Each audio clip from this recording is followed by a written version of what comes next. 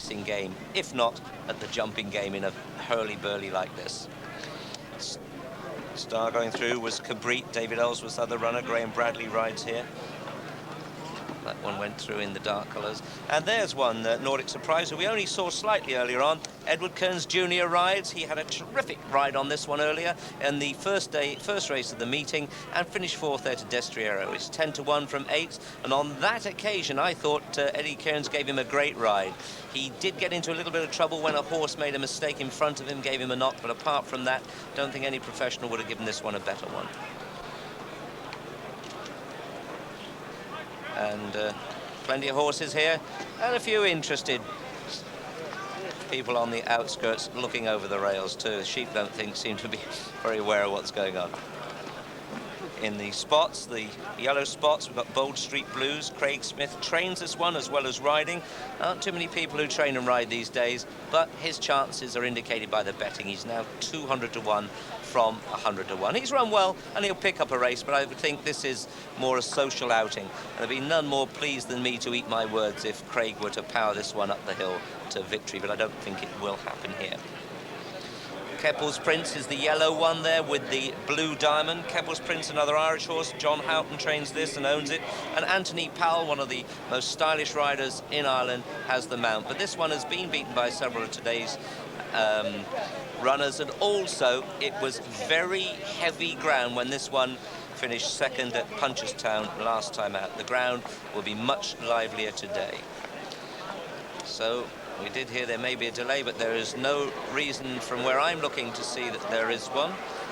I can't see any reason at all, and the starter is actually going on his rostrum. This is Keith Brown, who gave us such brilliant sound effects yesterday. Let's see what he's going to tell them today. Now wait. All right, come on. That's it. Under orders, underway and racing towards the first. Tomahawk showing with his white face in the centre. Chuck Pass right there, well up with the lead in the early stages. And Gale Villa Express also, and Hopscotch right over on the far rail. Hopscotch and Peter Scudamore come to challenge Gale Villa Express with Pashto right up with them. Then comes Tomahawk, and then to the left of the picture, French Ivy. But Little Hopscotch, the mare, has taken it up from Chirkpar, Pashto. French Ivy towards the near side. Just in behind them, Cheering News. Behind Cheering News is Cabrit. And over that one, it was just Chirkpar who came to, Cheering News rather, who came to join Hopscotch, but Hopscotch has gone on again. Hopscotch from Cheering News in the second colours of Dr. Smurfit. Pashto's up there third on the outside. Just in behind them come Gale Villa Express. Then on the inner is Shrivijana. Behind Shrivijana is Gilded Past. And looking right back to those in rear, Stanway is actually the back marker with Woodside Heath just ahead of him. And then running for the first time over hurdles, Triumphal Song. But up front at the third, it's Cheering News, Hopscotch, Pashto, these three. Cabrit is also well up there towards the outer. Bottles is prominent on the inner. Just in behind them, Olympian too. Pashto and Hopscotch at this one from Cheering News on the outside at the fourth. Cabrit right up with them. And as usual, they're going a blistering gallop in this Daily Express Triumph Hurdle as they come down towards the next. The fifth flight, Hopscotch on the inside, Cheering News towards the outer. Pashto right up there between horses. And as they swing round this left-hand turn and make towards the next flight, it's Hopscotch, Pashto and Cheering News.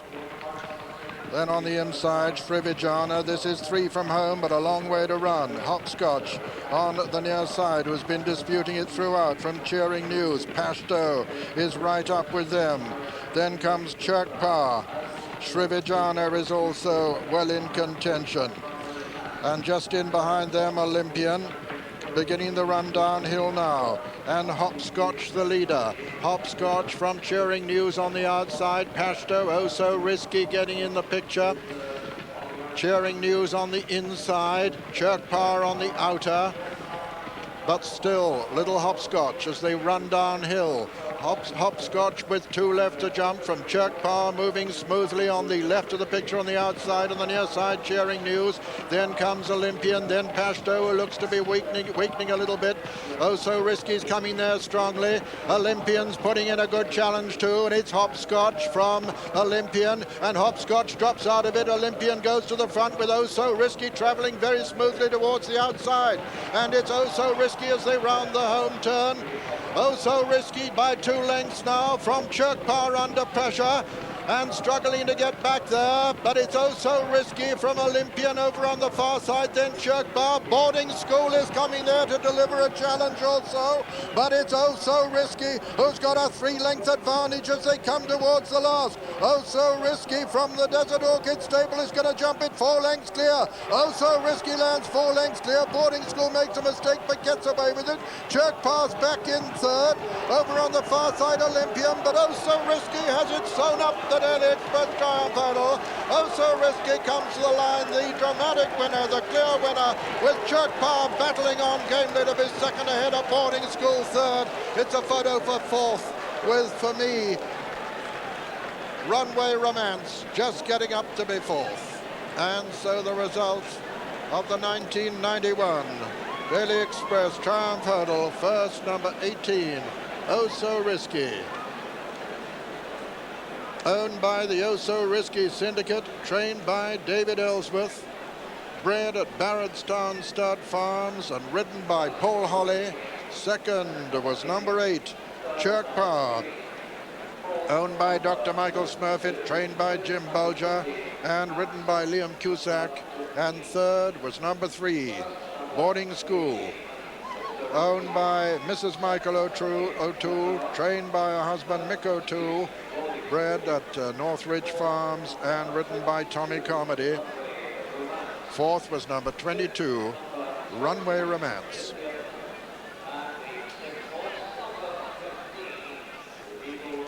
And what a gallop it had been right from the outset. It always is in this Daily Express Triumph Hurdle. And as they came down the hill, little Hopscotch on the inside was just rising in front there. Olympian in the red blinkers. Hopscotch on the inside is just about to go backwards. On the outside is the eventual winner, Oh So Risky. This one was bought at Doncaster Sales for 30,000 guineas. You know, David Ells was the purchaser from former jump jockey Malcolm Bastard. Well, he's been very bullish about this horse all along, you know, and Oh So Risky, the second winner, sired by Chris at the Cheltenham Festival, and certainly Lord Howard will be pleased about that, I'm sure, even though they're not group flat races, they're top-class jumping races. But look how Paul Holly had come here on the bridle. He didn't flap at all. He's still sitting. He knows there's a bit in front of him. A short slap down the shoulder there to keep the horse's mind going, because the course gets very wide here. Olympian on the inside in the red blinkers has run his race now and starts to backpedal as the pink colours of Boarding School and Tommy Carmody come on the scene, but you don't get back the leeway this horse has got. He stands off beautifully at the last and clears that. Paul Holly just picks the Oh So Risky up there, and for a minute he swishes his tail once or twice, but it's probably to say, well, look, I'm doing all I can, I can't go any faster. But wisely, Paul, just a nudge down the shoulder, hands and heels. Isn't that a lovely sight as he goes up the run-in for a very clear victory indeed? And what a good start for the Desert Orchid camp, because Paul's girlfriend, Janice Coyle, looks after Desert Orchid, so it's going to be a good day for them, I have a feeling. A very clear winner in the end. Chirkpar runs on again very boldly to take second after threatening coming down the hill. There's the winner, Oh So Risky. Yes, what a convincing triumph. 12 lengths and 2.5 lengths, the official margin. And as Richard said, how well Paul Holly rode this coat. Didn't get overexcited when he hit the front, just sat quiet, kept him well collected. None of that frenetic belaboring after the last. Just a very nice ride indeed. It's another triumph at the meeting for Chris, the sire of Crystal Glitters, of course, the winner of the opener yesterday, and Oh So Risky out of Expediency, who was by Vaguely Noble. So he's bred this horse for anything. He's a Steve Cawthon ride on the flat. Just as happy on the on the better ground. And the way he went round Wincanton on a track that was too quick for him. You see him walking alongside Norton's Coin there. Fine pair of chestnuts, don't they? There's no reason why he shouldn't handle the ground just as well as he did at Wincanton. Well, it was officially good ground at Chepstow when he won the Welsh National, beating Carrickhill Lad, who they say wasn't right on that occasion. He was second, and Yahoo was some way back in 4th place. But we were saying, the jocks weren't cracking earlier on, but Graham McCourt and Luke Harvey, who lived pretty close to one another, I don't know if they're exchanging pleasantries then, but anyway, it's quickly over. Goggles are starting to come down now. The French horses, of course, are taking a bit on here, but Francois Dumont has come over and already won King George with Nupsala, so he doesn't come in vain.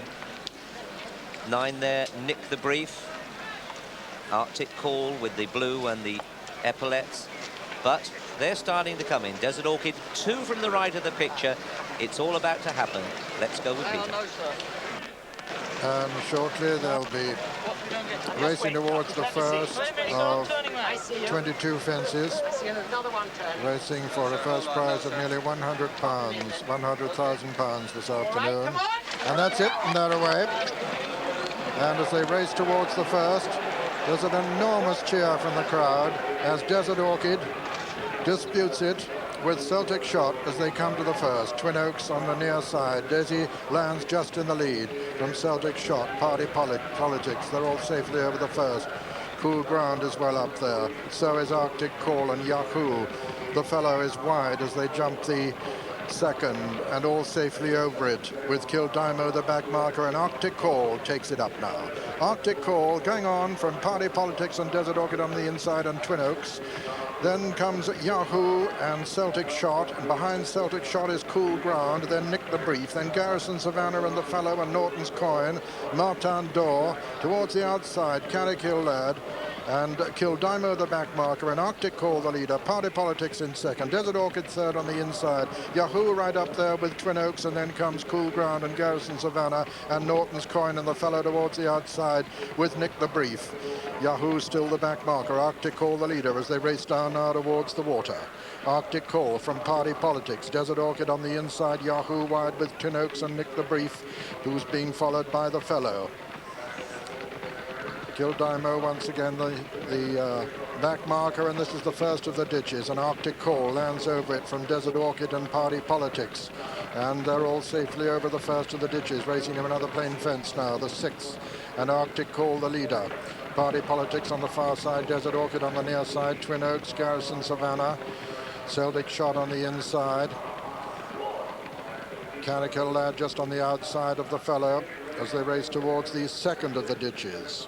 Arctic Call, the leader, from Desert Orchid, Twin Oaks, Party Politics, Garrison Savannah, Celtic Shot, behind them Cool Ground, Carrickhill Lad, Norton's Coin, racing towards the 8th. Arctic Call it was still at the 8th. And Kildimo and Martin D'Or finding this pace a little hot at the moment. They're trailing the remaining 12 as the leader, Arctic Call, makes his way downhill on the first circuit with Desert Orchid going to his outside as they come to the 9th. Twin Oaks just in behind them with Nick the Brief and Carrickhill Lad, who's made very good progress.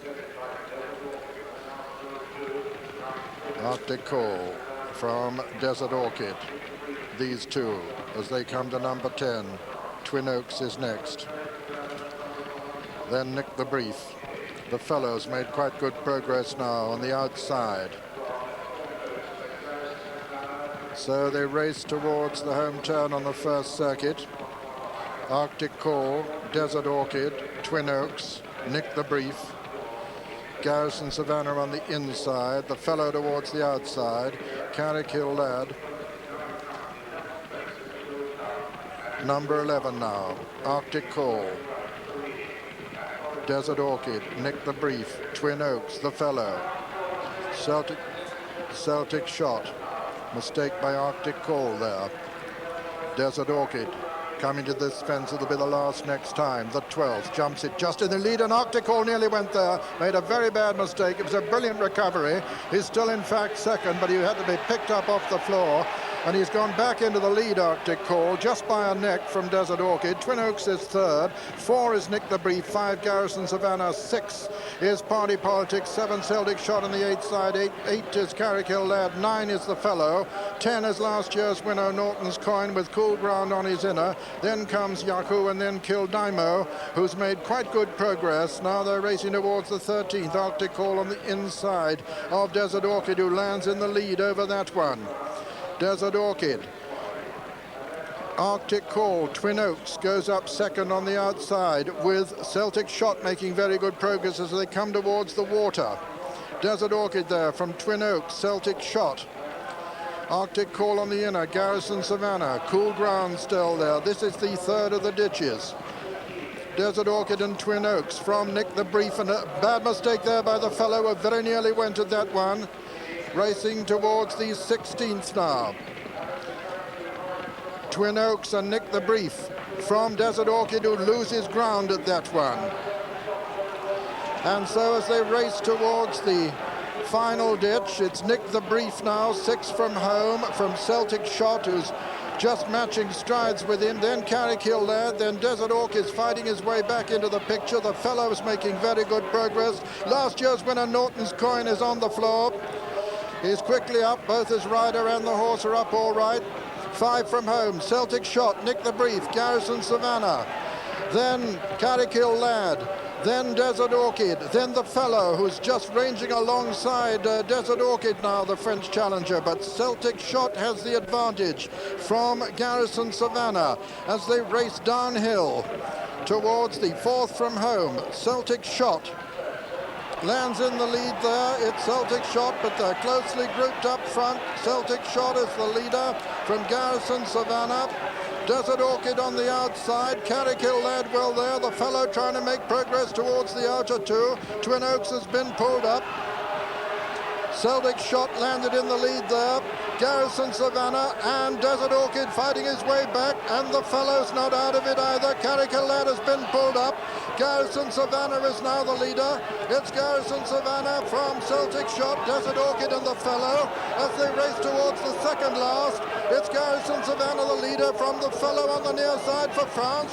Garrison Savannah from The Fellow under pressure. Garrison Savannah on the far side. The Fellow on the near side. These two at the second last. Garrison Savannah lands in the lead from The Fellow. Desert Orchid and Celtic Shot are 3rd and 4th. Racing now towards the final fence. It's Garrison Savannah on the far side. And on the near side, The Fellow. These two, Garrison Savannah lands in the lead from The Fellow.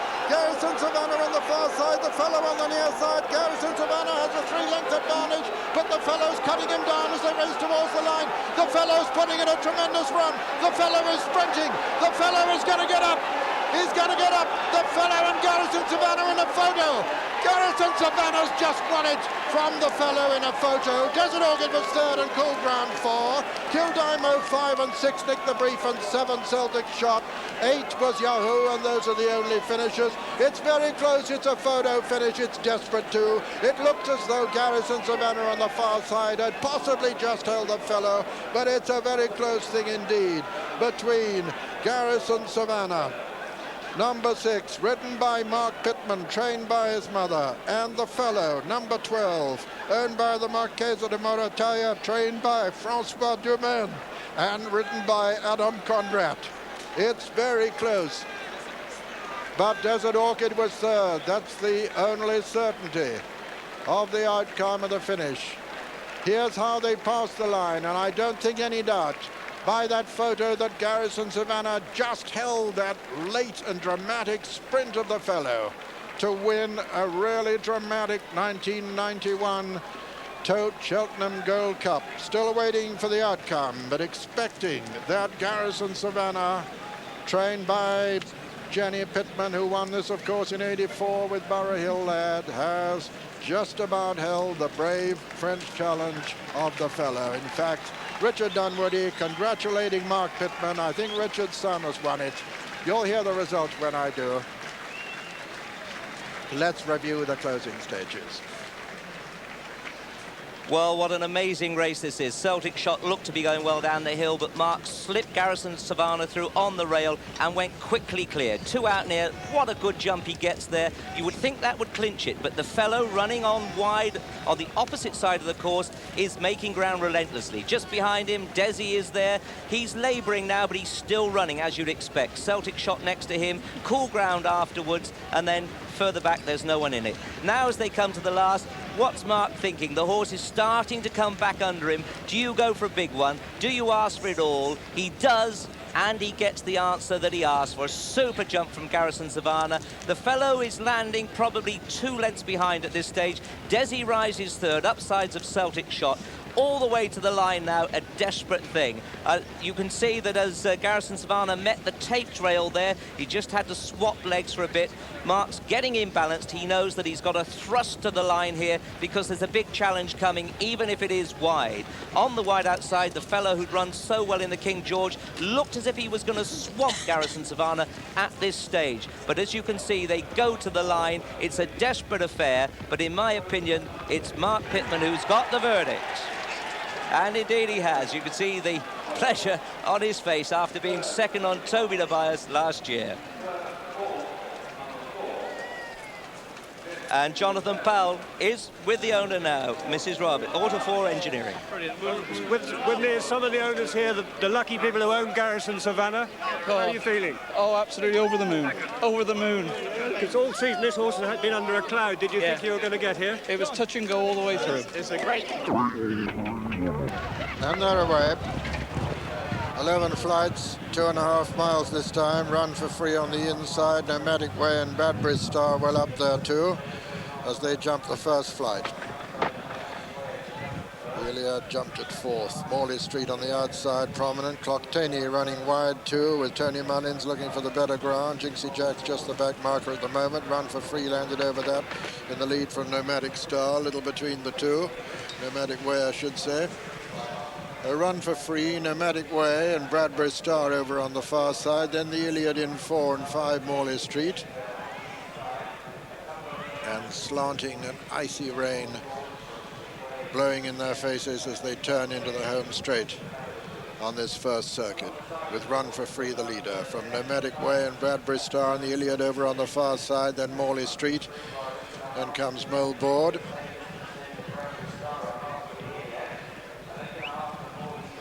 Run for Free, Nomadic Way, Bradbury Star and the Iliad. Not going a tremendous gallop at the moment. Morley Street comes next, followed by Moleboard. And then Fidway, Jinxie Jack over on the far side, Clocktaney, the back marker of the 9, and Run for Free, the leader at this next flight. From Nomadic Way and Bradbury Star and the Iliad and Morley Street and Fidway and Moleboard and Jinxie Jack, as they run down to the flight that'll be the second last next time. Run for Free lands in the lead from Bradbury Star and Nomadic Way. The Iliad over on the far side, Fidway and Morley Street next, followed by Moleboard, Jinxie Jack and Clocktaney.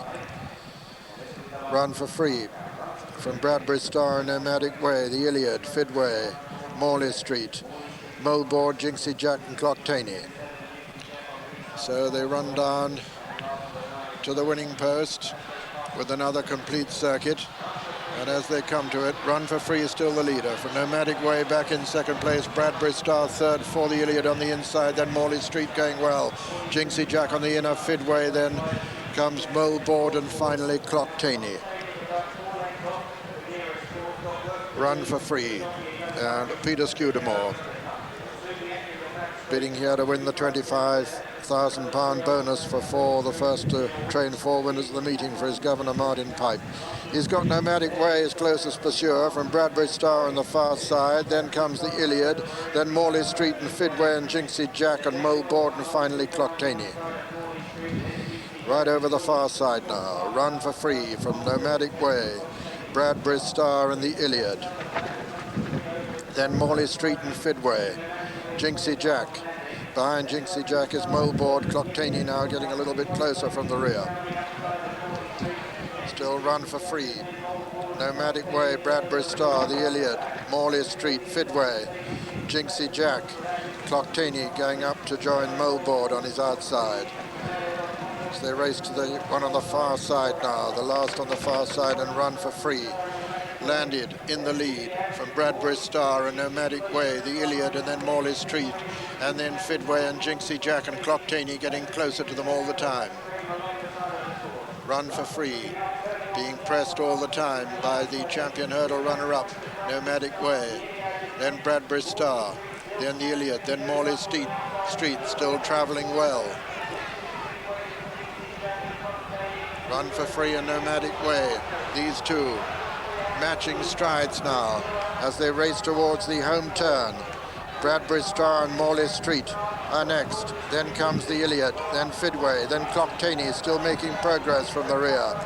Round the home turn, Run for Free, Nomadic Way, Bradbury Star, and Jimmy Frost waiting to unleash a run on Morley Street in fourth at the moment. Nomadic Way landed in the lead there. Morley Street on the left of the picture. Over on the far side, Run for Free as they run towards the second last. It's Nomadic Way from Morley Street, the two champion hurdle principals, and Morley Street takes it up.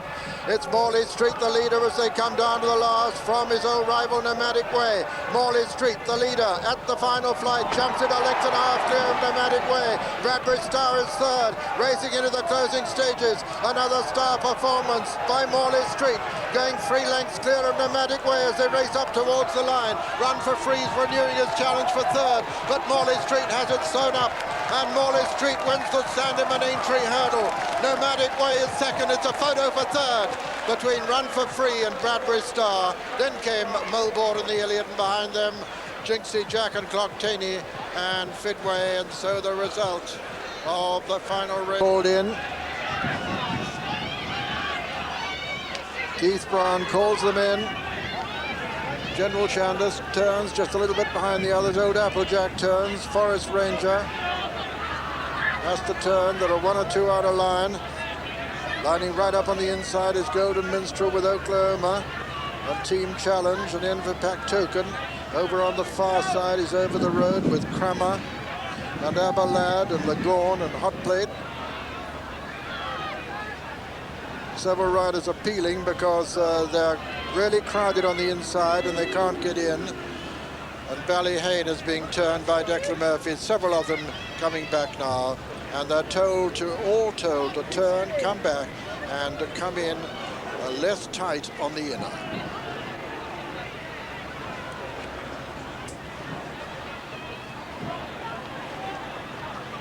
Keith Brown asking him to come in very steadily. Big Sun is out of line.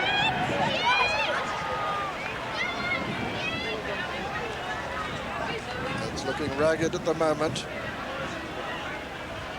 And still 1 or 2 on the course.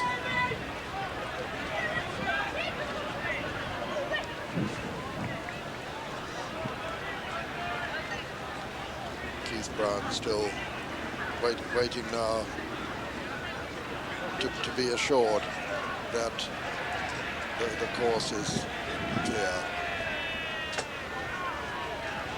Mr. Christian, that circle on his back. And the slight problem area is just about 150 yards after the intended dispatch end. We're looking at the scene now from the first fence. As Keith Brown waits patiently, there's Old Applejack. It's over the road. The rider's still milling patiently.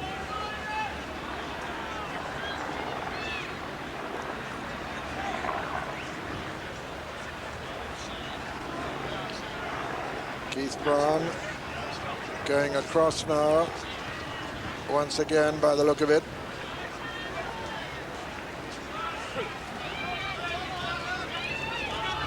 John Parrott, the clerk of the course, with him.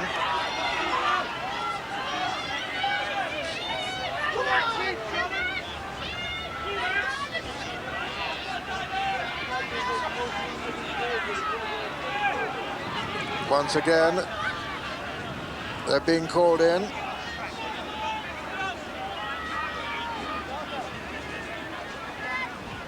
Keith Brown just stopped before he got to his rostrum there, but going back up onto it quickly by the look of it.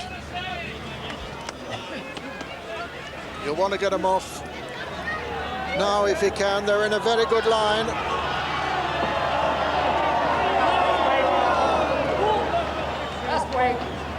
He won't get a much better line than this. He's poised. Bumple's Folly the only one, but coming in now. This looks like it. Right, he calls, and they're away. And they're away to a pretty good break. Solid as a rock, broke just a little bit slowly. But up front in the early stages is Oklahoma for France. Oklahoma, Mr. Christian, Golden Freeze, Garrison Savannah on the inside. Ballyhane over on the far side, but Oklahoma is the leader from Golden Freeze. Then on the outside is Mr. Christian and Ballyhane as we joined them at the first fence with John Hanmer. Oklahoma right on the inside. They're spread right across the course, over the road on the outside with Docklands Express, and Docklands Express is down. He was just about disputing the lead when he went, and I can't see any other fallers as they come to the next. Lagoon's up with them, Ballyhane's up with them, and also Golden Freeze is there. And we've lost one at the second, which is Run and Skip, and coming to the third fence, it's Golden Freeze right near us on the inside with Oklahoma, and then up there is Ten of Spades and Lagoon and over the road, and I can't see any fallers at that big ditch. And as they go to the fourth, Golden Freeze disputing the lead with Blue Dart, Ballyhane and Lagoon, and over to Julian Wilson. Golden Freeze, Oklahoma on the inside, Blue Dart towards the centre of the course. They all jumped that one. Ember Pack Token jumped it in last place. In fact, he's tailed off. Mr. Frisk has got a good prominent position in the centre of the course, as has Over the Road, as they jumped the fifth. And over that, it was Ligorn, Over the Road, and they've all jumped that. Right at the back of the field is Mixed Star, and the leader's now running down to Beecher's Brook, and they're very close together as Over the Road leads from Mr. Frisk and Ligorn, and Golden Freeze on the inside, and the leaders all over Beecher's. Ten of Spades made a mistake, and every horse has jumped Beecher's Brook. Mixed Star made a mistake at the back of the field, and as they come to the seventh, it's Golden Freeze who leads from Over the Road and Oklahoma on the inside. Garrison Savannah's in fourth, and the outside is Mr. Frisk. Behind those is Renus, and Southern Air is a faller, and he's interfered very badly with Bumple's Folly at the back, but the leaders go under the canal turn with Golden Freeze making it. Oklahoma on the inside, then Over the Road.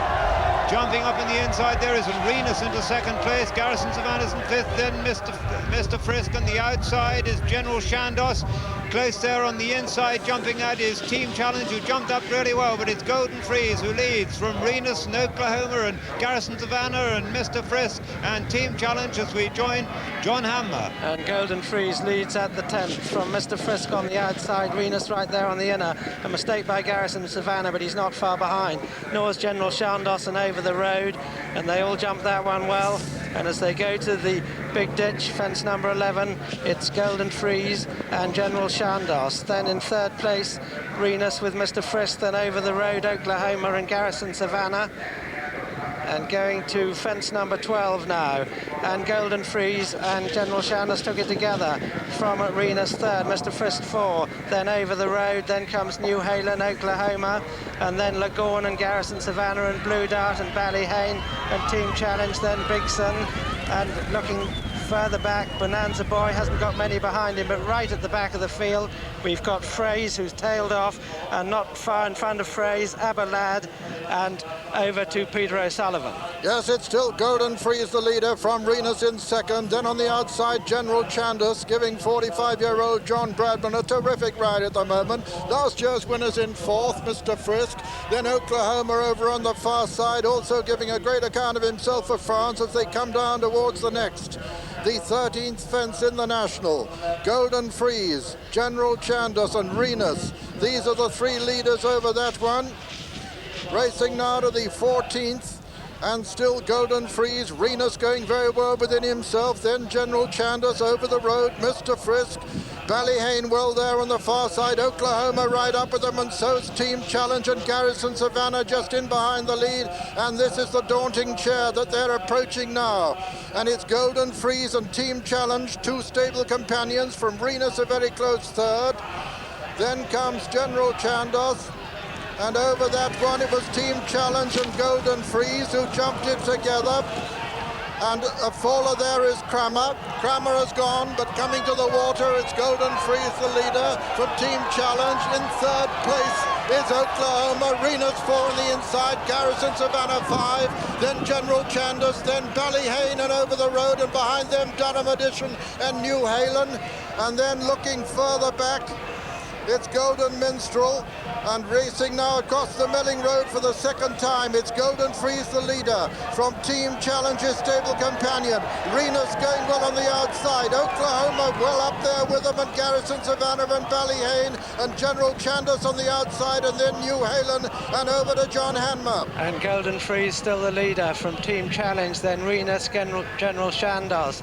Then comes New Halen over the road, and Garrison Savannah at fence number 17. And the leaders over it safely with Golden Freeze, then Renus, Team Challenge, then Oklahoma right there, New Halen's there, and Ballyhane and Auntie Dot.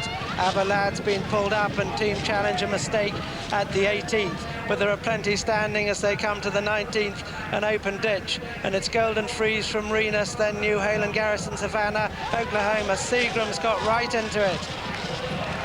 And a faller there was Team Challenge, and they're going now to fence number 20. The back markers jumping it. Mixstar over last, and as they jump the next fence, Renus is down as we join Julian Wilson. Yes, Renus is on the floor, ploughed through that fence, and that's the only faller there, and that leaves Golden Freeze in the lead from Garrison to Savannah, going really well on the inside. Seagram's much closer now. On the outside, moving up much closer, is New Halen. But as they race down towards Beaches, it's Golden Freeze, now challenged by Garrison Savannah, New Halen, and right up on the outside is Over the Road, then Seagram and Auntie Dot and Foil Fisherman as they come to Beaches for the second time. Golden Freeze over, a bad mistake by New Halen, but all the leaders over. Big Sun has been badly interfered with by a loose horse. The one faller there is Blue Dart as the leaders come to the 23rd fence. And Mr. Frisk's been pulled up at the back, at the back as the Gold Cup winner. Garrison Savannah goes into the lead, or goes to dispute it. Hot Plate has been pulled up at the back, and New Halen is also a faller, but at the canal turn it's Garrison Savannah who jumps into the lead from Auntie Dot, and on the outside the long-time leader, Golden Freeze. But over that, Garrison Savannah, Auntie Dot. Oklahoma's been pulled up at the back, but Garrison Savannah leads from Golden Freeze and Seagram, then Auntie Dot. Behind Auntie Dot is Over the Road. Big Sun has been pulled up at the back as the leaders jump Valentine's, and we rejoin John Hanmer. And they've got 4 to jump, and it's Garrison Savannah and Golden Freeze from Seagram, Auntie Dot. And they're very closely bunched, this group, and on the outside Over the Road, and Garrison Savannah led over that. Garrison Savannah with Auntie Dot second, Seagram third, Over the Road 4, Golden Freeze 5, Durham Edition still going well is 6, then Foil Fisherman 7, Old Applejack 8, Golden Minstrel 9, Lagorn is 10th, and then behind Lagorn is Bonanza Boy and Ballyhane, but they've got 2 to jump as they go across the Melling Road. It's Garrison Savannah from Auntie Dot, Seagram, Durham Edition, Over the Road, and the weakening Golden Freeze, and over to Peter O'Sullivan. Yes, it's Garrison Savannah trying to make turf history by becoming the first since 1934 to win the Gold Cup and the National in the same year. But he's being pressed all the time by Auntie Dot and Seagram, who's going strongly too. Then comes Durham Edition making a little bit of ground from the rear. Over the Road is still in contention, but these 5 look to have it between them as they race down towards the second last. Garrison Savannah on the far side from Seagram on the near side. Garrison Savannah has a length advantage over Seagram, 2 lengths. Auntie Dot jumps in third. Garrison Savannah looking as though he's got 1 fence now between himself and turf history. Garrison Savannah, ridden by Mark Pittman, the Gold Cup winner, comes to the final fence, 3 lengths clear, jumps it well. Seagram jumps in second, Auntie Dot third. Then the old man, Durham Edition, and it's Garrison Savannah being chased all the time by Seagram. Garrison Savannah by 4 lengths as they come to the elbow from Seagram, who hasn't given up. Garrison Savannah with Seagram putting in a tremendous run. Seagram is beginning to get up on the near side. Seagram has taken it up, and he's going to win the National.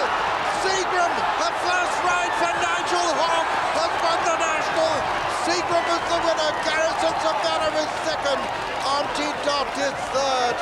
It's going to be very close for fourth, with Over the Road just getting up to beat Durham Edition and Bonanza Boy. Over the Road and Bonanza Boy in a photo for fourth, with Over the Road probably just getting it. But the result of the 1991 Grand National, after a sensational run home by the winner, is first, number 11, Seagram, owned by Sir Eric Parker, trained by David Barons, owned partly by David Barons as well, and ridden first time ever in the National by Nigel Hawke, 25 years old.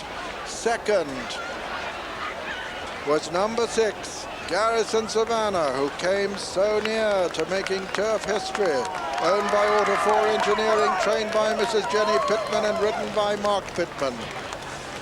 And third was number 18, Anti-Dot,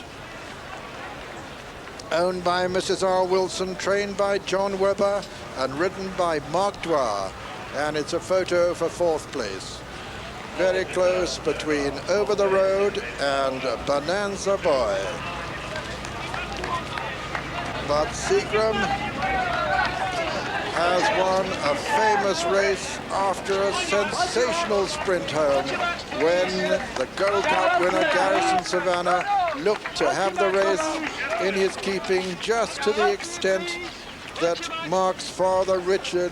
I'd expect Zoman to set the pace, but it'll be just interesting to see how they go. In the Groove will come from off the pace. Now and he just misses the break, and you can expect Oldbourne to be there, and indeed she is. I think Oldbourne and Leicester are now setting it, and Oldbourne going on. The trip's right for her. Won a listed race, don't forget. Oldbourne, much well-travelled horse, and Leicester's in front, dictating it. Richard Quinn, the rail on Zoman, dark green jacket. Arony back in third. Yellow cap on the outside, Bold Russian, and in the Groove is tucked away 5 of 5 as they stream through the first quarter mile, and it's Oldbourne and Leicester showing the way. Aaron is on the outside with a noseband. Zoman tucked in behind in the dark green colours, the rail. Then Bold Russian and in the Groove moving well, 5th of 5, but it's Oldbourne who has the call as they come down to halfway in the Trust House 40 mile. Group 2 event, Oldbourne leading, and Leicester's just quickened a little bit there. Going on, Aaron is on the outside of Zoman, and in the Groove travelling well on the inside of Bold Russian. So they turn into the home straight and down to the 3. Oldbourne the rail, Zoman finds room, Armley on the outside. In the Groove in behind horses, Bold Russian with a view of the front on the extreme right. They're past the 3, and Oldbourne and Leicester. Zoman's coming up on the outside. In the Groove is coming off the pace well. Bold Russian diggled along, Aaron is out of it. They come to the 2, and it's Zoman who seizes it. Zoman going on, but in the Groove is cruising in behind him. Oldbourne the rail won't give up. Just over a furlong to go. Zoman and Oldbourne the rail in the Groove with a run. Bold Russian is out of it. They come down to the furlong, and Zoman bravely in the Groove making strides on the outside. Oldbourne the rail will not be denied, in a great run by here, that one. But here comes in the Groove.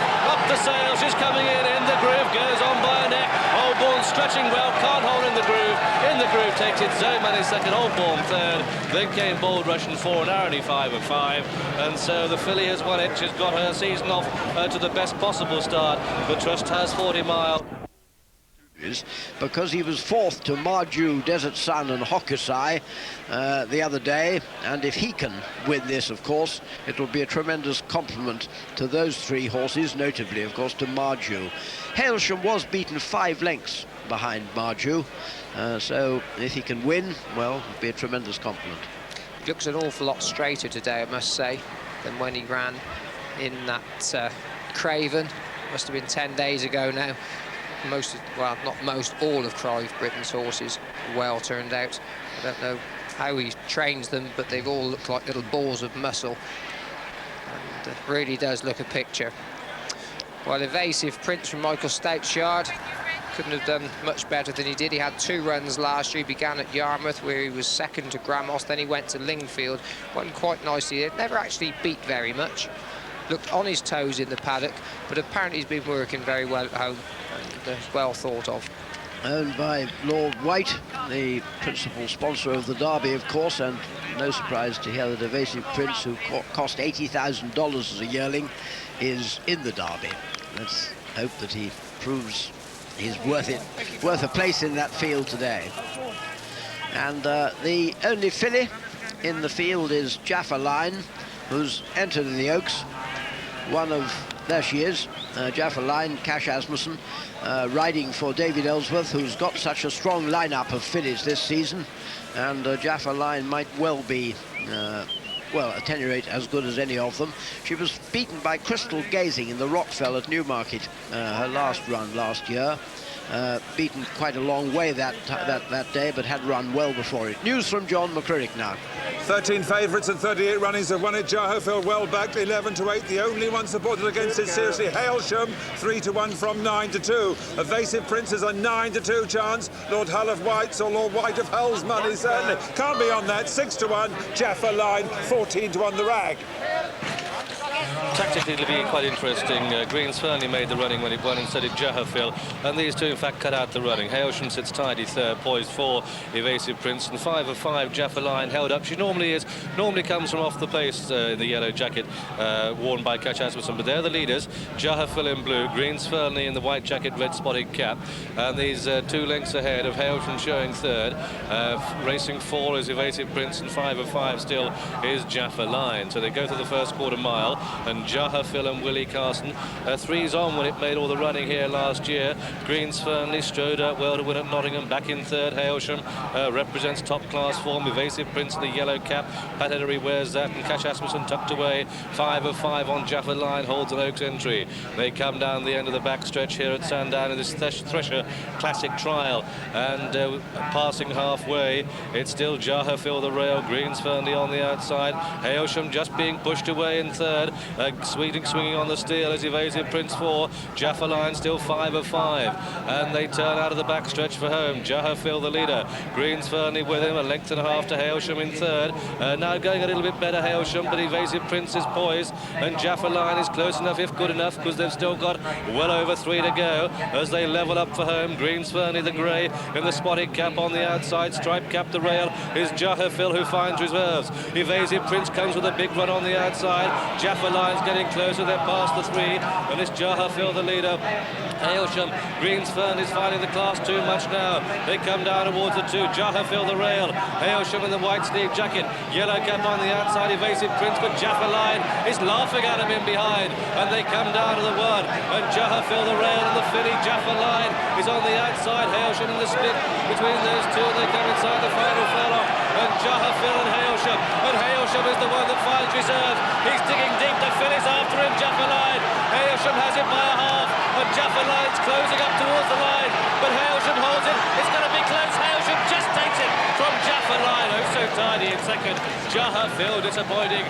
Beaten 5 on the wire is third, and then Evasive Prince and 3 back to Greens Fernley, who was just simply outclassed. The form of our earlier races, Marju's supporters are good on themselves now, because this horse Hailsham was well behind Marju when they met at Newmarket last week, and continuing the brilliant early season run of Newmarket trainer Clive Britton. This one in the colours of Sheikh Mohammed, ridden by Michael Roberts, because Sheikh Mohammed's rider Steve Cawthon on duty in France this afternoon, and I should think Clive Britton can't believe it. He's got Mystico entered in the Guineas, and this fellow of course holds a Derby entry. Hailsham is the winner of our Group 3 Thresher Classic trial, and if the winner of this Thresher Classic can go on to finish in the first 3 in the Ever-Ready Derby, Thresher double the owner's prize money here at Sandown, 26 grand's handy for anybody, even Sheikh Mohammed. The judge, in fact, calls a photo to determine the outcome. Hailsham's a 3 to 1 winner, though, in my book, no doubts about it. But over a distance of ground, I wouldn't mind being on Jaffa Line. She normally comes off the pace, but she was last as they turned for home. There it is. And on the line, Cash Asmussen has got her down to within a half a head or a short head. Third horse home is Jahofield. It'll be no surprise if once again this trial has given some really significant pointers. Jahofield has made all the running, or attempted to make all the running, and I must say a little bit disappointing that he doesn't quicken up, but he can't really find any extra as Hailsham comes to challenge. Now look at Jaffa Line on the right. At that stage she's got quite a lot to do. She nearly does it. She looked as though she was going to improve more than any of the other runners for this race, but she's quickened up. I just imagine at this stage, Cash probably thought there was just enough petrol in the tank to get him home. He's just changed hands there, never ever thought of giving her a crack with the whip, just hands and heels. And I thought the Jarfield just got a little bit tired in the closing stages. They'd gone a good gallop right from the outset, but at this stage, Hailsham, the further he went, the better he was going. You remember Gigi saying he was just niggling along just before they turned into the bend. And Michael Roberts, well, timing's absolutely spot on at the moment, and he was always just holding this filly. But I'd say 2 good horses and an amazingly good punter for Marjou.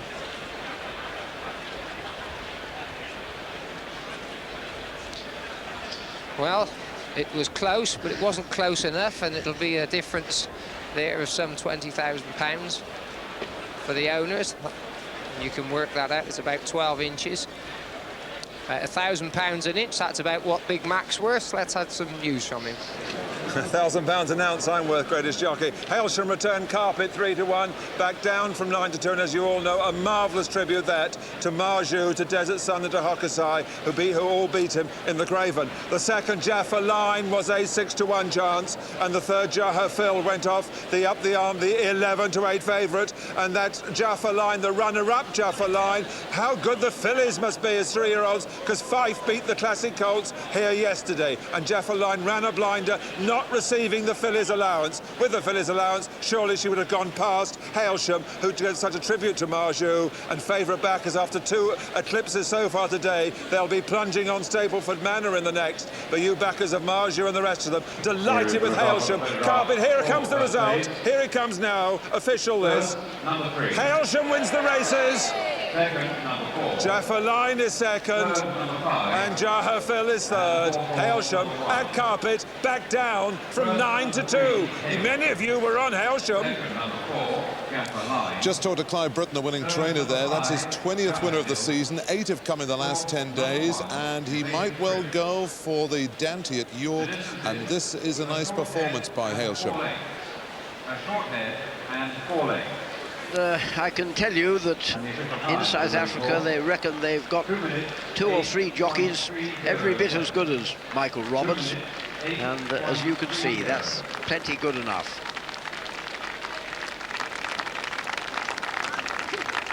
Hailsham paying a glowing compliment to Marjou, who beat him by 5 lengths, and an only slightly less glowing compliment to Desert Sun and Lester Piggott's mount that day, Hokusai. Let's have a look at Hailsham's pedigree, and it's a very distinguished one because he's by the brilliant Riverman, sire of Triptyque, Detroit and Gold River, 2 Arc de Triomphe winners, and 2 good top milers, 2 Roussillon and Irish River. And Halo, the sire of the Dam, Halo's princess, was champion sire in 1983 in America. And they're a really happy team, this Clive Britton, Michael Roberts. Whenever you meet them on the racecourse, they're smiling, and Clive was one of the trainers that supported Michael when he came over here first of all. He didn't kick straight away, and just took a little bit of time to get going. But they're having a great time at the moment, and I should think that the Guineas can come quickly enough for him for Mystico. Here's the starting price. Not here, Dougie, very quickly. Bit of money for the outsider. The rag, Air Music, is now 14 from 20. Air Music, the Stapleford Manor bottle. Banker, of course, what a price if it wins. The Gordon Richards Stakes, named after Britain's most successful ever flat race jockey. The last 4 winners, Dolpor, the brilliant filly Indian Skimmer, the international winner Infamy, and Japan Cup winner Ale Milord. 1 1/4 miles, 6 runners today, listed by Graham. And they have between them 121 races and over 300,000 in win and place prize money. Number 1, Eton Lad, Pat Heddery is a front runner. Number 2, Coringa Bay, a group winner, Brian Rouse. Number 3, Air Music, Michael Roberts and Clive Britton, they're the team in form. 4, Noble Patriarch, John Reed. 5, Song of Sixpence, Cash Atkinson. And number 6, Stapleford Manor, ridden by Frankie Dettori. 6 winner lineup then. And here are the odds on offer. Stapleford Manor is the 15-8 favourite from 2-1. Coringa Bay 130 from threes. Song of Sixpence a 4-1 chance, opened up at 5-1. And Noble Patriarch 11-2 also from fives. Eton Lad 8s from sevens. And Air Music is a 14-1 shot. No surprise to find Stapleford Manor favourite, but Coringa Bay in the foreground with the white spots on the red cap worn by Brian Rouse. I don't know how much Brian's looking forward to riding this horse, because he's not an easy ride. The winner of the Gordon Stakes last year, he'd been 5th in the Derby, looking as though Epsom didn't suit him at all. And then after running in the Great Voltigeur and running pretty well, he didn't appear to get the St Leger trip. But he's a difficult ride. Well, he's a little bit difficult ride. He tends to hang right-handed under pressure. He actually had his first run last season in the race that we've just seen, the Thresher Classic Trial. Finished behind defensive play. Lovely horse. One to look forward to for his owner, Ken Hickson. And there's the favourite, Stapleford Manor. Well, 3 of these ran against Terrymon, ran behind Terrymon. That was Stapleford Manor's first run of this season. He came there, well, as you remember, that race that Terrymon won at Newmarket. It was a blanket finish, the Earl of Sefton Stakes. Stapleford Manor came there looking as if he had as good a chance as any, and then perhaps just got a little bit tired, but still finished in front of Eton Lad and Noble Patriarch. So I don't see any reason why he shouldn't again. He looks a different proposition today. Looks much tighter in himself. Just having the blindfold on to go into the stalls. Song of Sixpence is already in. Eton Lad ought to be suited more by this course than he was at Newmarket. Much more in favour for a front runner. Song of Sixpence, 2-1 Stapleford Manor, 100-30 Coringa Bay, 7-2 Song of Sixpence, who won 6 races last year, but not his first one. This is his first one this season, and there you are, Graham. Well, I think you'd have to record a personal best to win a Group 3. Very competitive handicap. Could be one of those twixt and tween horses. Is last at the moment, Song of Sixpence. And Eton Lad made the running when he wins. He won at Epsom by front running, doing just that. Coringa Bay, 5th in the Derby, of course, and 2nd in the Dante, is in 3rd place now. For Stapleford Manor has come through into 2nd. Then Noble Patriarch, and then Air Music, and the back marker is Song of Sixpence. Moving quite well on this fast ground. But Eton Lad is moving better at this stage, at least quicker. It's Eton Lad by a couple of lengths to Stapleford Manor. On the outside, Coringa Bay running the rail with the white sleeves is Noble Patriarch, and then behind these is Air Music, just nosing his way into the picture, and behind him is Song of Sixpence. So they begin the turn out of the back stretch and down towards the halfway stage in the CCH Gordon Richards EBS Stakes. More initials and runners, and Lanfranco de Torre just looked over his shoulder there in the spotted yellow cap to see where the others were. Eton Lad's in front of him, probably thinks he's got that one beaten. Coringa Bay is running a bit wide on this turn, right hand down now, and it's Noble Patriarch in 4, and then Air Music 5, and Song of Sixpence, horse with the noseband, really bowling along well. It's still 6 with 6, and Stapleford Manor just being niggled along as they fan wide into the home stretch. Coringa Bay, the classy horse, spotted colours on the outside, running the rail is Eton Lad. Between them is Stapleford Manor, and off the pace Song of Sixpence with the noseband is starting to pick up. Then darts the 3 down to the 2, and Coringa Bay on the outside of Stapleford Manor. Next to the rails, Eton Lad 2 lengths back to Noble Patriarch. On the outside, Song of Sixpence can't hold them now inside the final quarter, and it's Coringa Bay going on. Coringa Bay showing his class. Stapleford Manor won't be denied the rail. In behind them, Eton Lad, Noble Patriarch in the white sleeve jacket comes with a swoop. So too Song of Sixpence running on again, coming inside the final furlong, and Noble Patriarch swoops to conquer, and Noble Patriarch goes on from Stapleford Manor the rail and up towards the line. Noble Patriarch strides clear of Stapleford Manor. Coringa Bay 3rd, Eton Lad 4, and then Song of Sixpence, a tidy run by him. A gap of 6 lengths back to Air Music, 6 of the 6 in this CCH Gordon Richards EBF Stakes. The result is a win for number 4, Noble Patriarch, in the colours of Mr. Peter Winfield. This one trained at Arundel by John Dunlop and ridden by John Reid, for whom this group winner is the 8th of the season. And this one bred by Andrew Bradley, and well done to his team. Second horse home is number 6, Stapleford Manor, the man of Frankie de Torre. 3rd was a rather disappointing for me, number 2, Coringa Bay. Noble Patriarch has won at 7-1, and on Whitbread Day the bookmakers are filling their satchels. This has torn up the form book at any rate, the form book of the Earl of Sefton Stakes, because Noble Patriarch finished third of the 3 runners who take part here. This will be good news for those who don't want the ground to be too firm in the Whitbread, because Noble Patriarch has always appeared to like a bit of cut in the ground, and he certainly doesn't mind the ground today. Here's Coringa Bay coming to take it off Stapleford Manor. At that stage, I thought he was going to prove me absolutely wrong by running home straight as a gun barrel. I think he does run home straight as a gun barrel, but not nearly fast enough, because here comes Noble Patriarch. And you could have got any price with me about Noble Patriarch at this stage, because it looks certain to rest between Coringa Bay and Stapleford Manor. But John Reid, this horse has really quickened up well in the last 150 yards. And at this stage, once he had him running, it was never a question of who was going to win. He's quickened up and has left them for dead. I mean, showed much too much speed for them.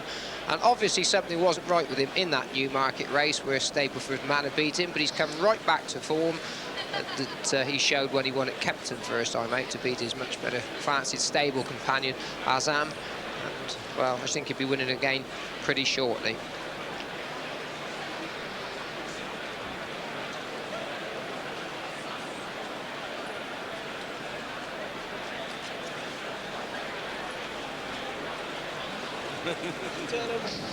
And the bookmakers are getting seriously rich down here.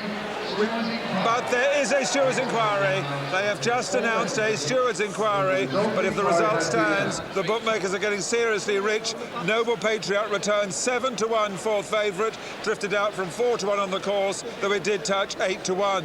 The second, the well-backed in the morning, certainly Stapleford Manor, the bottle, the 2-1 favourite, and Coringa Bay was third at Burlington Bertie, 100-30, and provided Noble Patriarch keeps it, it's the third win of this race for trainer John Dunlop, the Gordon Richards Stakes. He had Scottish Rifle when it was run at Kempton in 73 and Arthur in 1970. And you backers of the 1,000 and 2,000 guineas favourite Shadaid and Marjou must be tremendously encouraged with a former John Dunlop stable. Noble Patriarch, the ground unsuitable, the horse doesn't know. It's returned 7-1. Noble Patriarch, fourth favourite, but there is a steward's inquiry.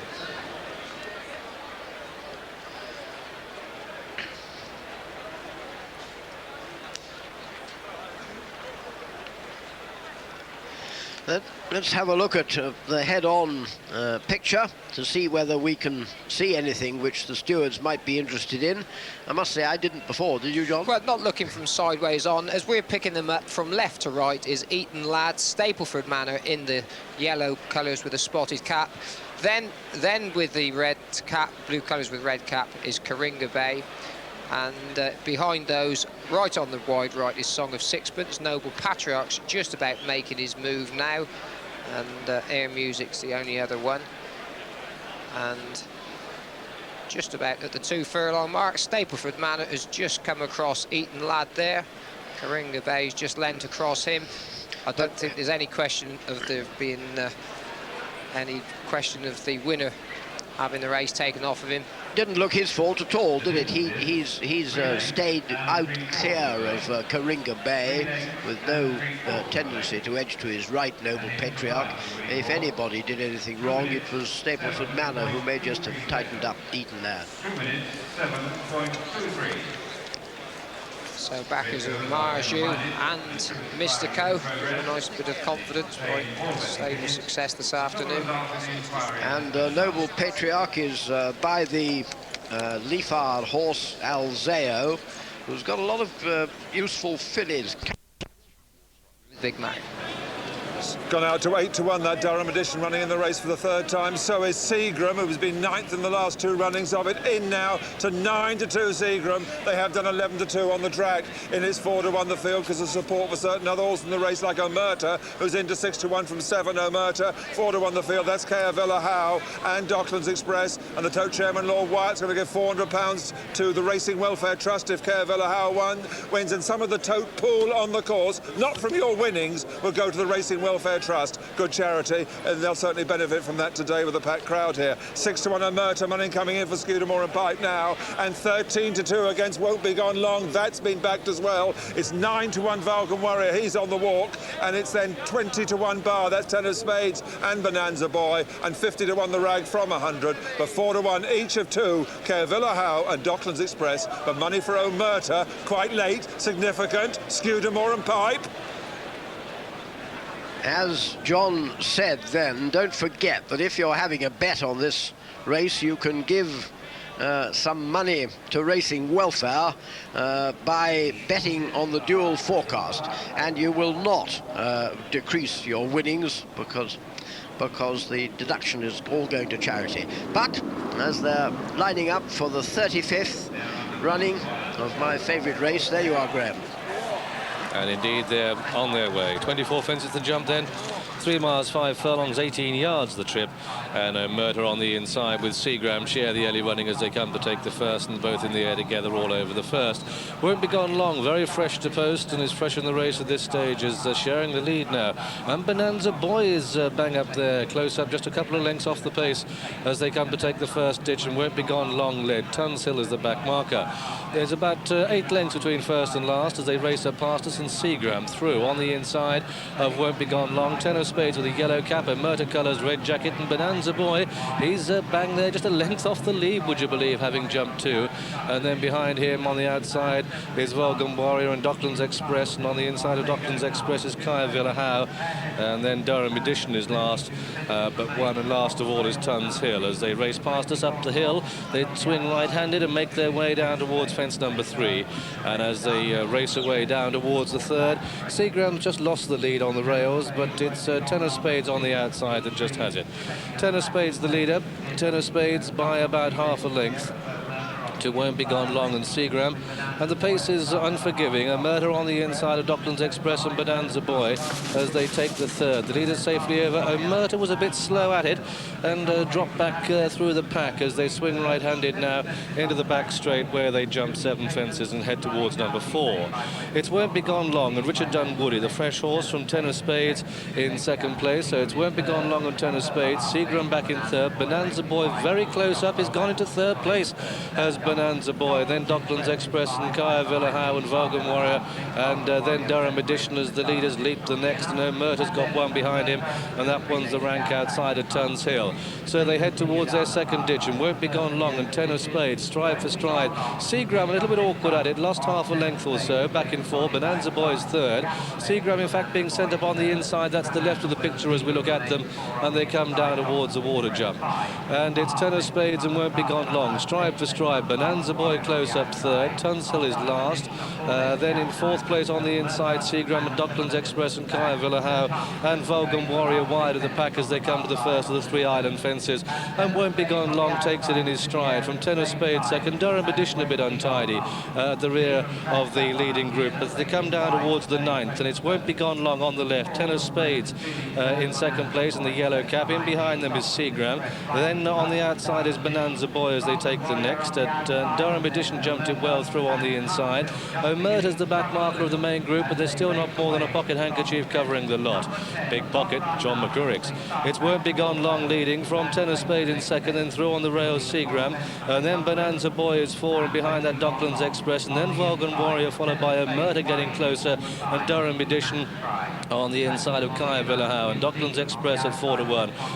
Caervilla Howe at 4-1, Seagram at 9-2, and O'Murta at 6-1 are the odds by which you will be rewarded when your horses win.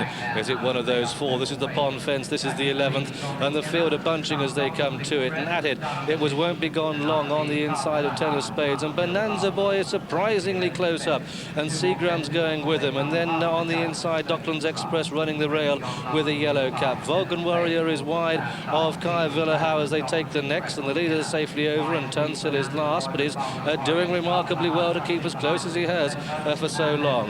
Come down towards the 13th. And as they come to take this ditch, it's 10 of spades and Seagram who comes to share it. And on the inside, won't be gone long. And then Vulcan Warrior pulling double, and Kaya Villahow and Docklands Express on the inside, and Durham Edition and Bonanza Boy and O'Murder is close up, and only 5 lengths back to the rank outside of Tuns Hill. And they've got a circuit to go, and John Oaksey, John Franklin, which one would you like to be on?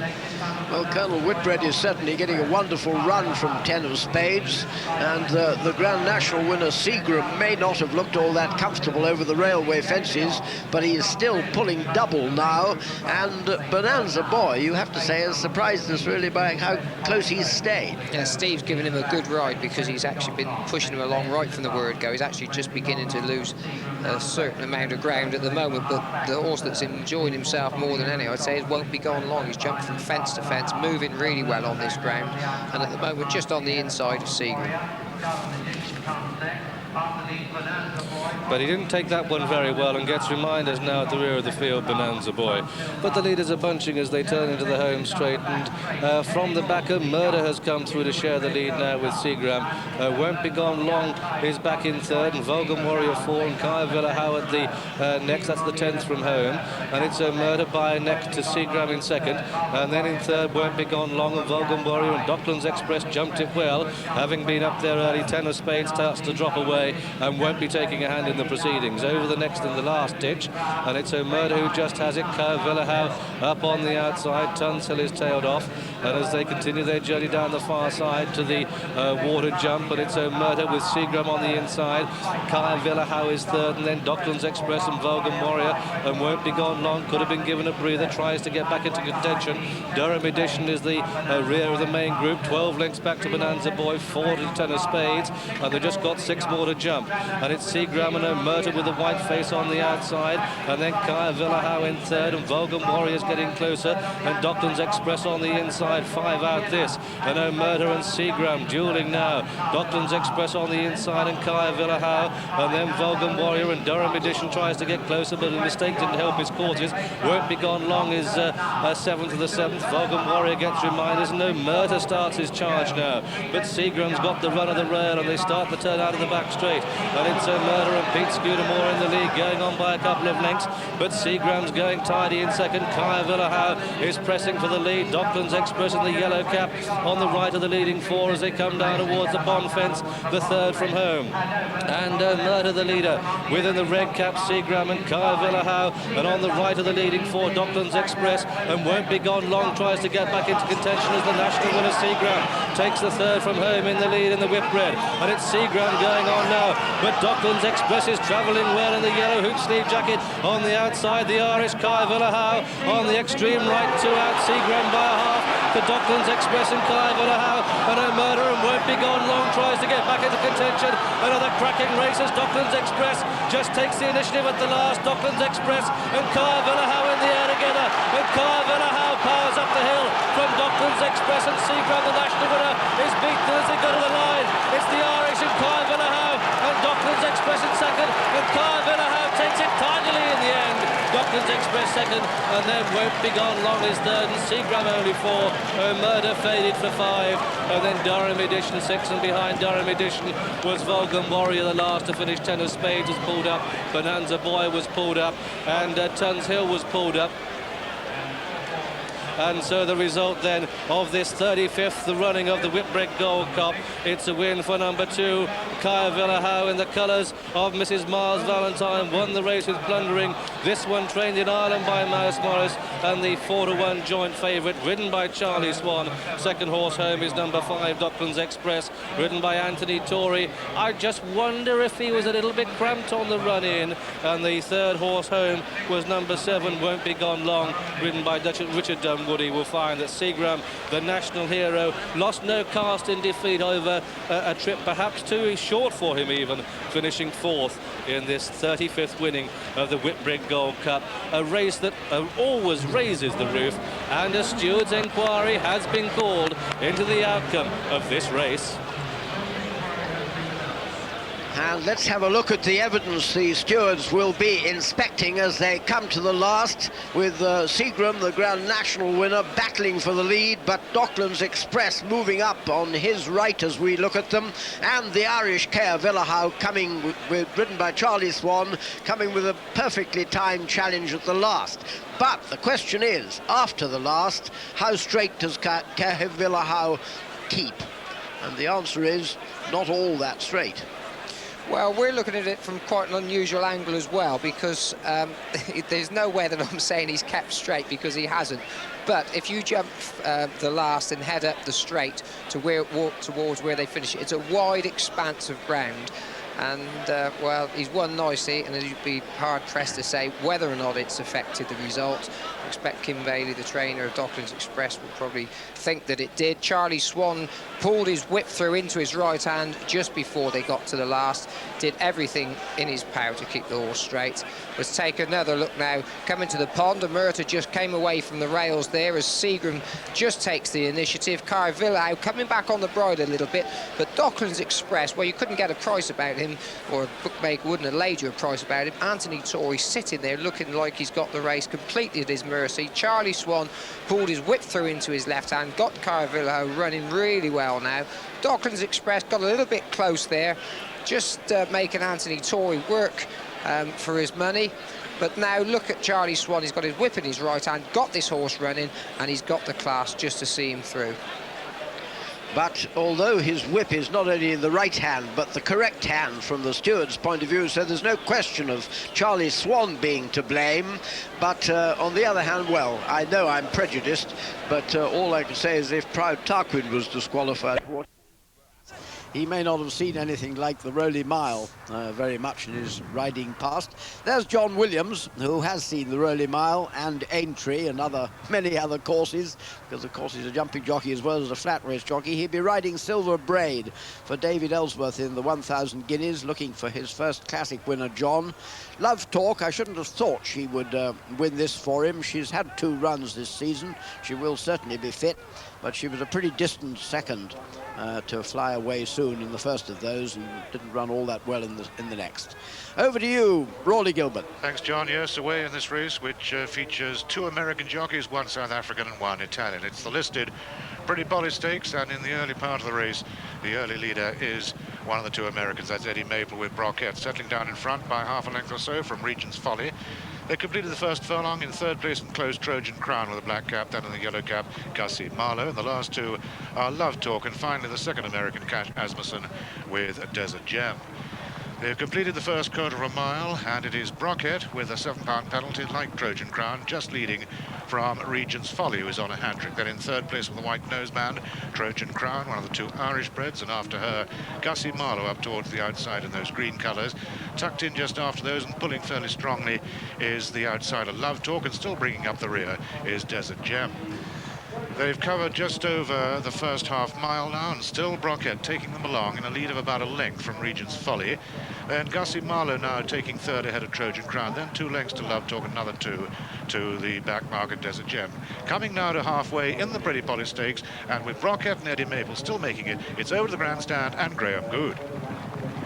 So they come past the 4 marker, and Broquette still leading, Broquette the leader, with Regent's Folly on the left of them as we look. Wide of those is Gussie Marlowe in the green colours, followed down by Love Talk, and Desert Gems finding the pace a bit hot. Trojan Crown with the nosebands just off the pace, and Broquette still running very easily for Eddie Maple, just 1 wide of the fence, and Regent's Folly and Frankie Dettori go for everything, and it's Gussie Marlowe now the challenger as they come down towards the 2, and it's Gussie Marlowe on the left, and Broquette still has it from Gussie Marlowe, back in 3rd place now, Regent's Folly. Trojan Crown is 15 lengths behind, they go down to the dip, and it's Broquette now pressed hard on the outside by Gussie Marlowe. They come inside the final furlong now, and it's Broquette and Gussie Marlowe. Gussie Marlowe on the outside, just getting the upper hand. Broquette tries to rally, and is doing so as they go to the line, but Gussie Marlowe holds the aces, but Broquette closing again at the line. It's Gussie Marlowe who beats Broquette in a photo. A gap of 6 to 8 then to Regent's Folly, a similar gap to Trojan Clown, who's very disappointing,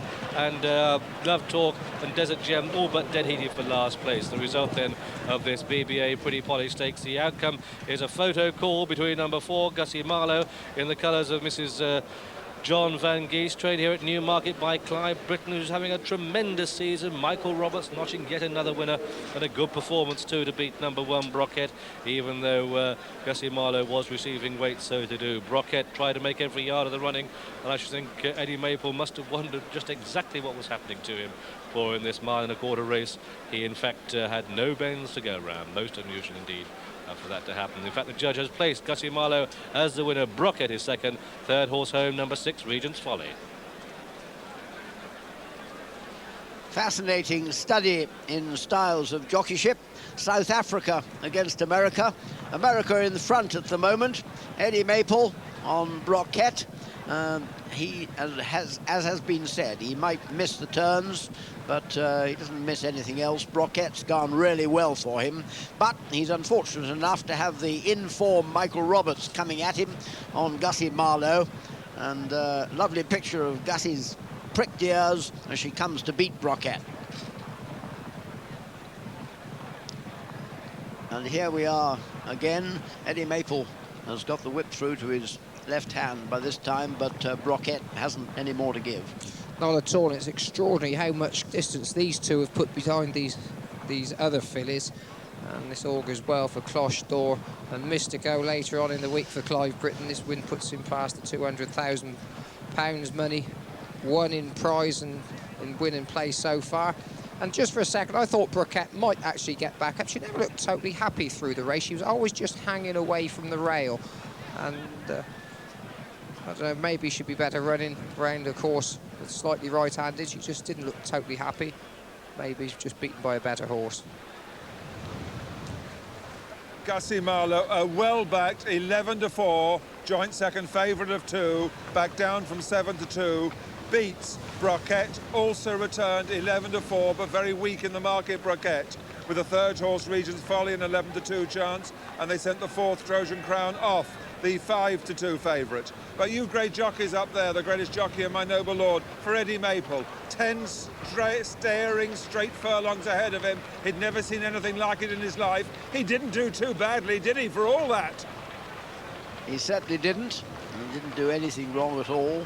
He just didn't have the best horse in the race. When you can ride round bends, I don't suppose a straight horse proves too many fears for you. Just might have been, I've just been thinking about Broquette, may have been the fact that the wind's blowing quite strong from left to right as you head up the course. Maybe just didn't appreciate having the wind blowing across her.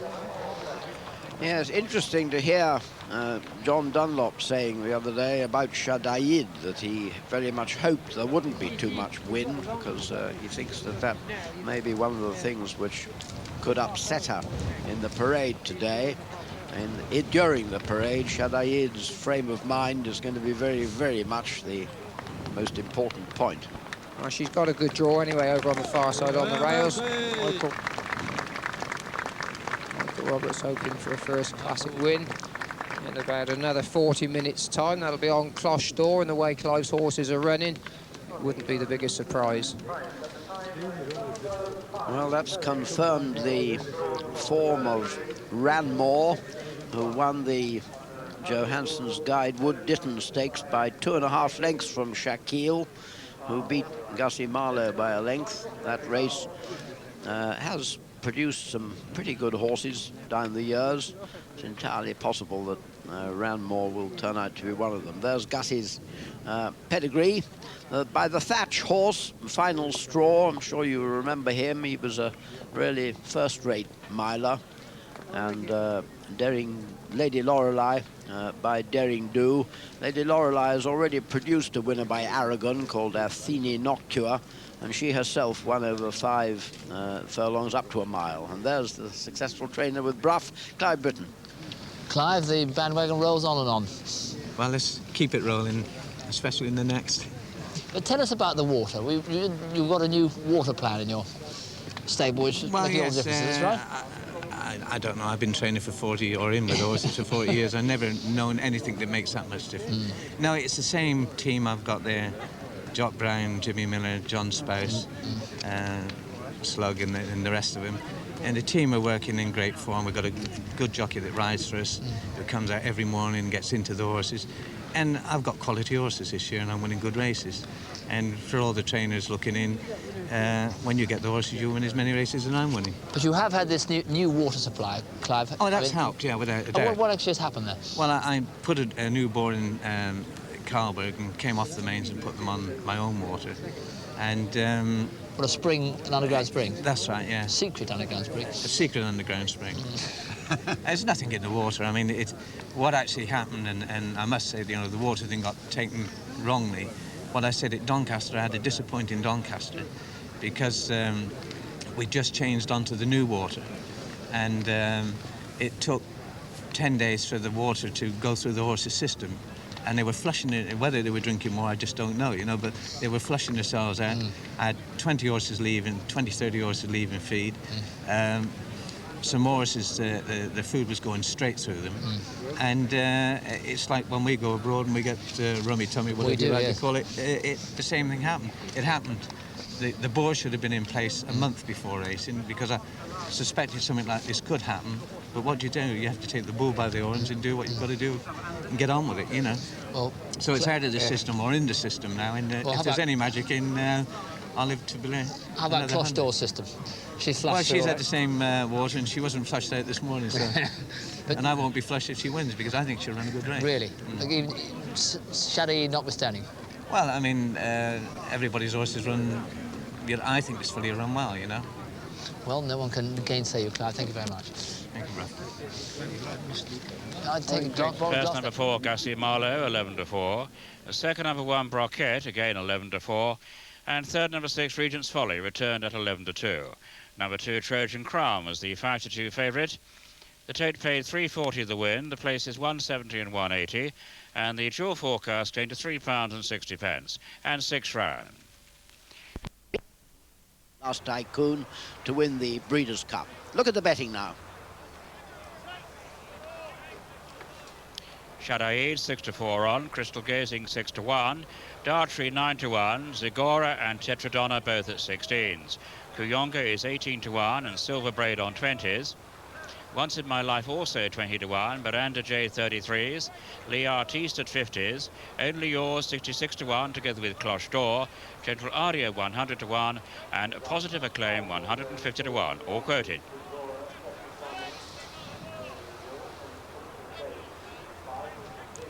So although there's a red-hot favourite for the first classic of the season, as we've seen plenty of times before, it's never going to be a formality. And Lee Artiste, you just saw her digging her toes in there. She wasn't too keen to take part. I should think Willie Carson, Richard Quinn just giving her a pat on the stroke in her ears. I think Willie Carson, John, is waiting and hoping that there's going to be a real good gallop so that Shadaid settles nicely. Yes, that will suit him. Certainly, Willie's out on the right, on the left as we look at them. That's on the right as he looks down the course on Shadaid towards the outside, and I'm sure that he'll do his level best to drop her in and get her nicely settled. He's next door to Once in My Life and Cash Asmussen, and at the moment there's absolutely no sign that Shadaid has got in any excessively nervous state. That was one of the things people were worried about. Only Yours next to her. This is Tetradonna, one of David Ellsworth's 3, the Tinoso filly. I don't think that she's shown any problems with the stalls before. John Reed rides Tetradonna. 6-4 on Shadaid, 6 Crystal Gazing, 9-1 Dartrey, 14-1 the Irish filly Kuyonga, and 16 bar those 4. Over to you, Rolly Gilbert. Thank you, John. Yes, Tetradonna, the last to go in, the second one to have the blindfold on, Lee Artiste the other. All set, Keith Brown has them under orders, and they're running in the 1,000 guineas away to a pretty level break, except for Zigora, just 12 to stride to 2, and Dartrey, none too fast, but they're well grouped up front with Tetradonna, the first to show to any advantage. Tetradonna and Gentle Aria. After those two, Cloche d'Or running fast, And then after them, Positive Acclaim. The odds-on favourite, the unbeaten Shadaid, is towards the rear, but well settled. Last of all for France is Once in My Life. They're coming towards the end of the second furlong, and it's one of the outsiders, Gentle Aria, now with the advantage from Tetradonna. And then Cloche d'Or with Miranda J, Positive Acclaim, and after these on the inside comes Crystal Gazing, the second favourite. Tracked through after her by Silver Braid, and making ground up towards the outside now is Shadaid. Just one wide of her is Kuyonga for Ireland. They're coming down a halfway in the 1,000 with Gentle Aria just the leader from Cloche d'Or, Tetradonna and Miranda J. Over to Graham. So Willie, one from the left in the striped cap. Leicester's got him in his sights, you'll notice, in the red and green hoops. And Shadaid is going to be ridden for pace. Cloche d'Or has it. Shadaid just had to be checked as they went through the first quarter mile, but pulled to the outside with a run. Cloche d'Or in the blue and white is also there. Only Yours in red colours, bang there too. Shadaid, Kuyonga is off the pace, coming with a run tucked in behind, and handy is the French Once in My Life. And through on the inside, Crystal Gazing in the dark blue. But Shadaid in the striped cap goes for home from Only Yours in red. Crystal Gazing the rail. Kuyonga is on the outside. Once in My Life running a big race, could get placed. Dartry off the pace, picks up, but Shadaid now lengthens and goes on inside the final furlong. The odds-on favourite's going to be collect. It's a race for the places as Shadaid takes the general accident, 1,000 guineas. Kuyonga is second for Leicester Piggott, a photo third. Crystal Gazing and Once in My Life, and Only Yours and Dartry. A big gap to Zizora, and then Positive Acclaim, and the last horse to pass the post was Miranda J. The result then of this general accident, 1,000 guineas. It's the 8th time general accident was sponsored. It's gone to the favourite, maintaining her unbeaten record. That's Shadaid, grey daughter of Shadid. This one in the ownership of Hamdan Al Maktoum, trained at Arundel by John Dunlop and ridden by Willie Carson, who of course won the race last year. Shadaid has justified the odds of 6-4 on in taking this first classic. Second is Leicester Piggott on number 5, Kuyonga for Ireland, number 5, and it's very close for third. There is Tuus in the dark blue, Crystal Gazing the second favourite, but sharing that photo for third, Once in My Life, the French raider, and a big run from the rank outsider, Only Yours, close up behind those. But they're all playing second, third, fourth and fifth fiddle to a very impressive winner in Shadaid, because for my money, through the first quarter mile, she may just have had a problem or two in running, but she came away well. Yes, the nerves were no worry. The pulling was no worry. The wind was no worry. In fact, Willie really didn't have any worries at all. By this time, with Only Yours showing in front of Crystal Gazing, Willie Carson has already got the 1,000 guineas in his sights. He may have sensed Leicester Piggott's presence outside him on Kuyonga, but I rather doubt it. Well, he would have known Leicester was there, but Leicester unfortunately can't give him anything to be afraid of, because Shadaid quickens away, wins as an odds-on favourite should. Very impressive indeed, and I think the thing I liked about her most was the fact that when he did catch hold of her, she put a couple of lengths between herself and Kuyonga really quickly. And quite honestly, so far in her career, I don't think she's really been asked too serious a question. She really did quicken up well. And let's have a look from another angle as Shadaid's white face comes clear of Kuyonga with the white noseband. Leicester Piggott on the outside. The light colours are those of the French filly, Once in My Life, who ran really well, and Only Yours in the red colours also ran a tremendous race. Crystal Gazing, who may have been third, has not come into the picture yet, but Willie has. Shadaid's taken the race by the throat. She's sailing home now. No need for the whip, no need for any further acceleration. Kuyonga there in second place, probably Crystal Gazing third, but at the moment we can't see her. One of last year's top milers, and this horse, he looked really well beforehand. He's got plenty of size about him, and was doing all of his best work in the closing stages of that Dewhurst. Ground was just a little bit loose. There's Mukadama in the second colours of Hamdan Al Maktoum. That doesn't necessarily mean that he's second best, though. It was in the Greenham Stakes that Mukadama disappointed slightly, because that day he failed to get to Bogtrotter, who made all the running for Leicester Piggott.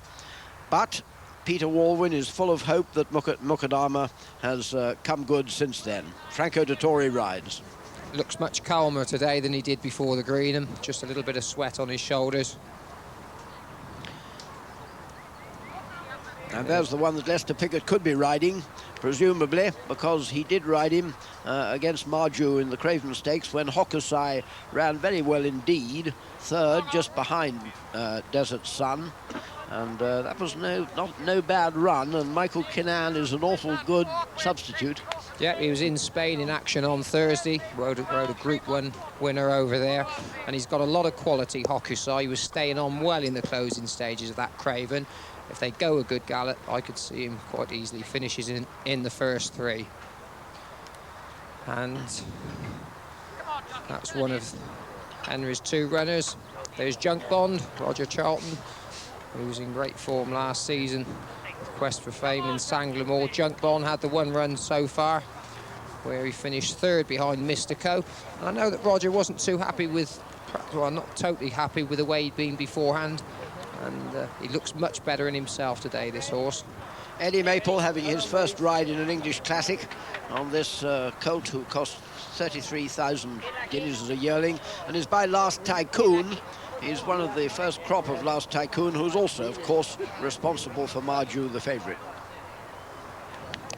100 to 1 against that Jung Bond. Now 74 favourites have won in 182 runnings of the 2,000 guineas. 5 of the last 7 favourites have won it, and 14 times this century the favourites have won the 1,000 and 2,000 guineas. And there was tremendous confidence behind Marju, 7 to 4 into 5 to 4, but he's weakening a bit now. 11 to 8, 1 or 2 layers calling 6 to 4 as money comes from Mystico from 8 to 1 into 13 to 2 now. They're showing Mystico, and money at last for Desert Sun from 8 to 1 into 13 to 2 against Desert Sun. It's then in 12 to 1 in a placed the Bog Trotter, but generally 11 to 1 Pickett's horse, and also 11 to 1 that's against Generous, and 12 Dewhurst Stakes winners have won it, and it's 14 to 1 bar these, which brings in Hokusai, Ganges and France have won it 9 times, and Mukadama also a 40 to 1 chance, 20 to 1 against Lyceus, and it's 16 to 1 French horse Lyceus, the French connection again, and Ladbrokes are backing Lyceus and Marju.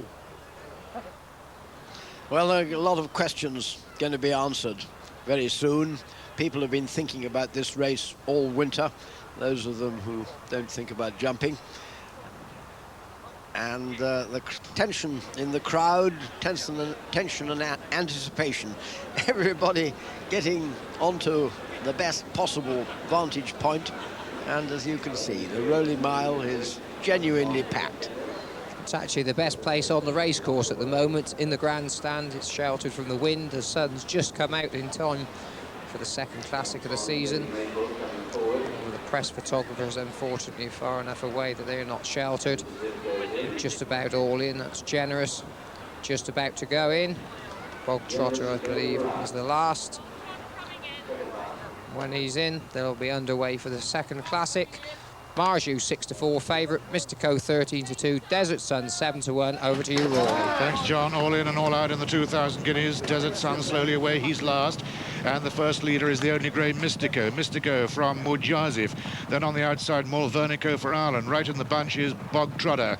Also Generous. Just in behind those leaders comes the unbeaten favourite Marju. Up on the outside, Shalford. They've gone a furlong and a half already. And there's a furious pace up front. And it's being taken up now by Bog Trotter on the outside. Bog Trotter from Mulvernico for Ireland.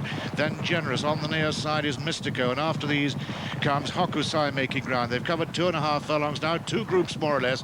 Mystico on the near side with Hokusai just in after those Junk Bond.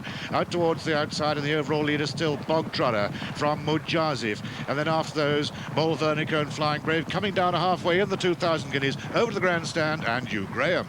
And Will is at work on Marju, in behind Bog Trotter, who leads on the left of the picture. Coming with a run, Flying Brave on the extreme left, and also not that far away is Ganges, and also Mukadam is not that far off the pace either. Mystico sneaks through next to the rails, whilst our eyes down the centre of the track, and they come down to the 2, and it's Mystico the rails, Bog Trotter in the centre of the track. Coming with a run is Mukadam, and Marju's pulled to the wide outside. Lycius with a run, difficult to see Marju winning from there. Furlong and a half to go, Mystico the rail, and he's stolen it. Mystico to home. Here comes Lycius with the noseband, and then Shalford in the light blue. Off the pace, Ganges starts chance to pick up Marjo is booked. They're inside the final furlong now, and it's Mystico and Lysias down the centre of the track, and it's Mystico the rail, Lysias with a noseband, and as they drive to the line, Lysias and Mystico and Lysias at the line. A photo, Mystico beats Lysias in a photo. A big gap to Ganges, Generous, Mukadama Flying Brave, and then Hokusai, and the last three to pass the post, Bog Trotter, Mukadama, and last of all was Junk Bond. And so the outcome of this general accident, 2,000 guineas, it's gone to a photo, but for me, for my money, Mystico has got there. Mystico in the colours of Dowager Lady Beaverbrook, trained here at Newmarket by Clive Britton. You heard a very confident Michael Roberts before the race, and that acceleration was needed because he beat a good horse on the line in Lysias, the man of Steve Cawthon, owned by Sheikh Mohammed and trained in France by André Fabre. The third horse home is the other French runner, number 4, Ganges. But there you are, Frankie Dettori congratulating Michael Roberts, who takes this race. He takes the general accident 2,000 guineas, a determined ride on Mystico, drawn 5, got to the rail, but it was a great run, a very great run indeed from this son of Secreto, who's bred at the Kingston Park Studding Corporation, and this one ridden by Michael Roberts. Group 2 placed, a winner of the free handicap, but in this class his acceleration was vital, needed, and it's shown. Disappointment was Marju.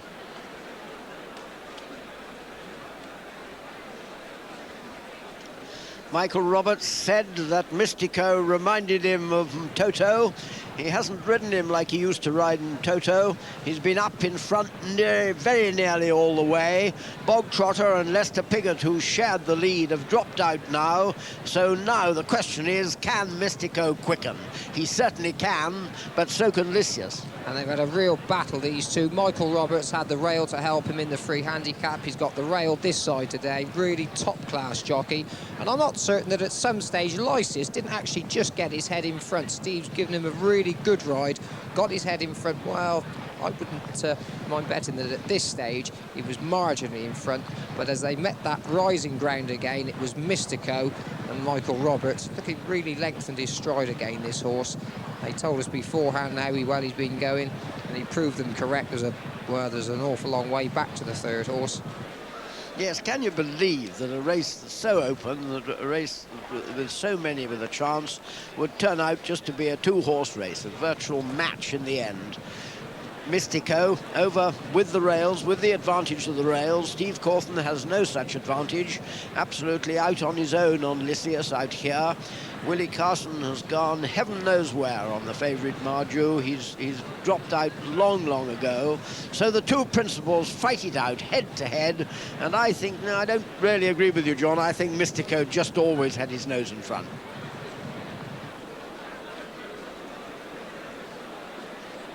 And Mystico is returned the 13-2 clear second favourite. 13-2. Mystico was an 8-1 chance in the officer this morning and an 8-1 chance on the course.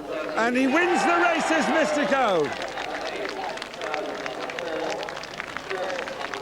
And Ganges is third. So the full result is Mystico, 30-2 second favourite, beats Lysias, a 16-1 chance, with Ganges third, also returned at 16-1. They sent Marju off, the 6-4 favourite, Mystico, the third free handicap winner, to go on and win the 2,000 guineas.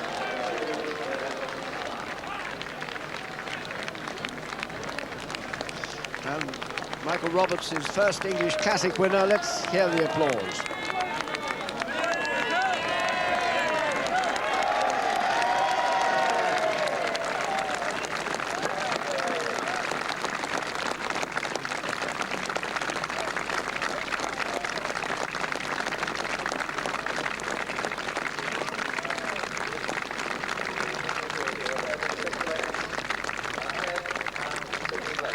A tremendously popular win this will be for the Dowager Lady Beaverbrook, who has for many years been a faithful supporter of British racing. She's a really sporting owner of the best conceivable type. And as for Clive Britton, well, I don't need to stress his popularity. Ever since he was a hard-working lad for Noel Merlis, he's ploughed his own furrow as a trainer, giving owners absolutely top-class value for money. People laugh at him because he enters his horses in races which sometimes seem too good for them. They laugh at him, but he just laughs back and keeps on succeeding.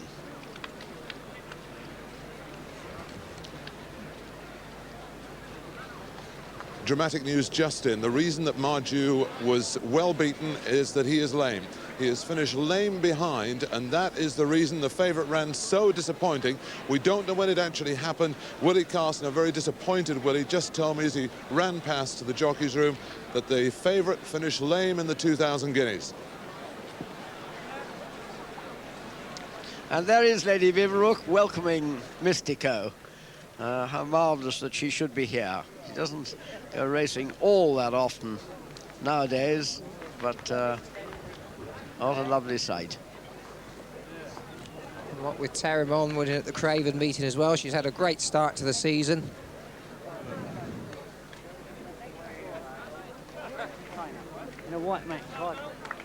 She didn't actually breed Mystico herself. But here's Bruff with the winning trainer. First, Clive, that she must be some owner, Lady Beaverbrook, to Well, she train certainly for. is. You know, I said the other day, the first 5 horses I trained for over the first 5 years, if she'd been the trainer, I'd been the owner, I would have sacked her. And she stuck to me, and we stuck together quite well. She's tremendous. I speak to her every morning, and we talk about the weather, the horses, the weather, and she's a marvellous person. Wonderful, wonderful for the game. You couldn't have been, well, so have you been, Clive, I may say so, but you've been very open about this horse, and you also open about the worry about him beforehand. He looked very, very tense as he came out of the Sadly closure. In the race? Well, I've never seen a wooden horse win a race, and you've got to have a bit of tension, a bit of power there.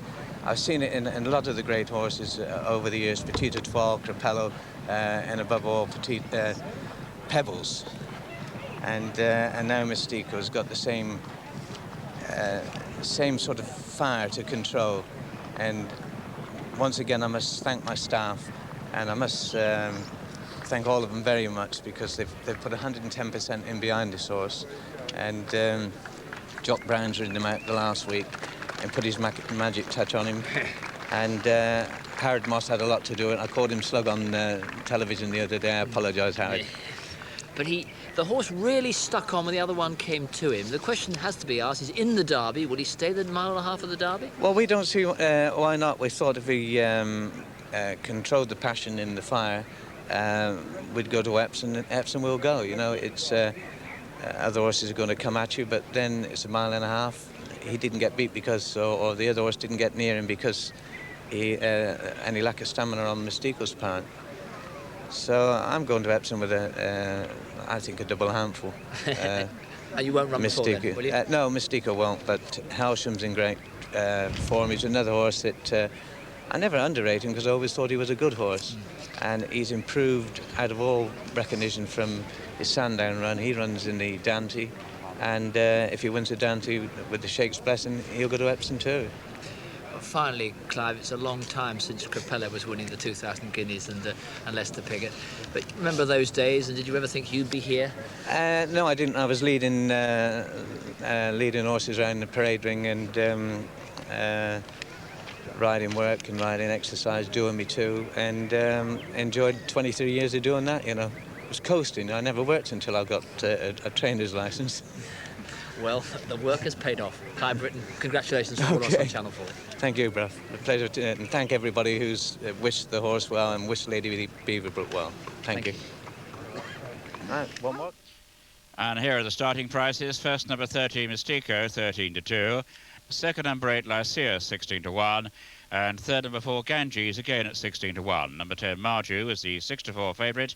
The two paid 660. They're quite significant, because there's no guaranteed pace in the race now that the pacemakers do not take part. Pistole Bleu isn't in the lineup, and they break away then And through the first furlong, Michael Roberts has Luca Riverti as well there, and through on the inside, it's Justice who's coming through to take up the running, and it's Justice the leader now from Luca Riverti.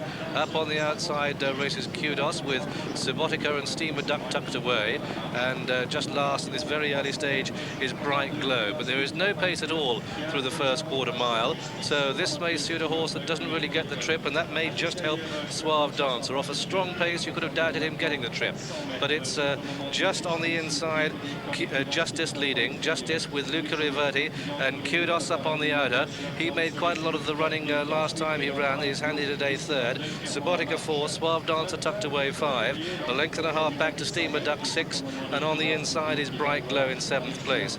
But it's still Justice with the call as they continue through the first half mile of this French French Derby, and it's Justice on the inside of Luca Riverti. It'll be interesting to see where Michael Roberts elects to raise the tempo with Luca Riverti on the outside. Showing third, the Rail Subotica. On his outside is Kudos. A length back to Suave Dancer. Bright Glow getting closer.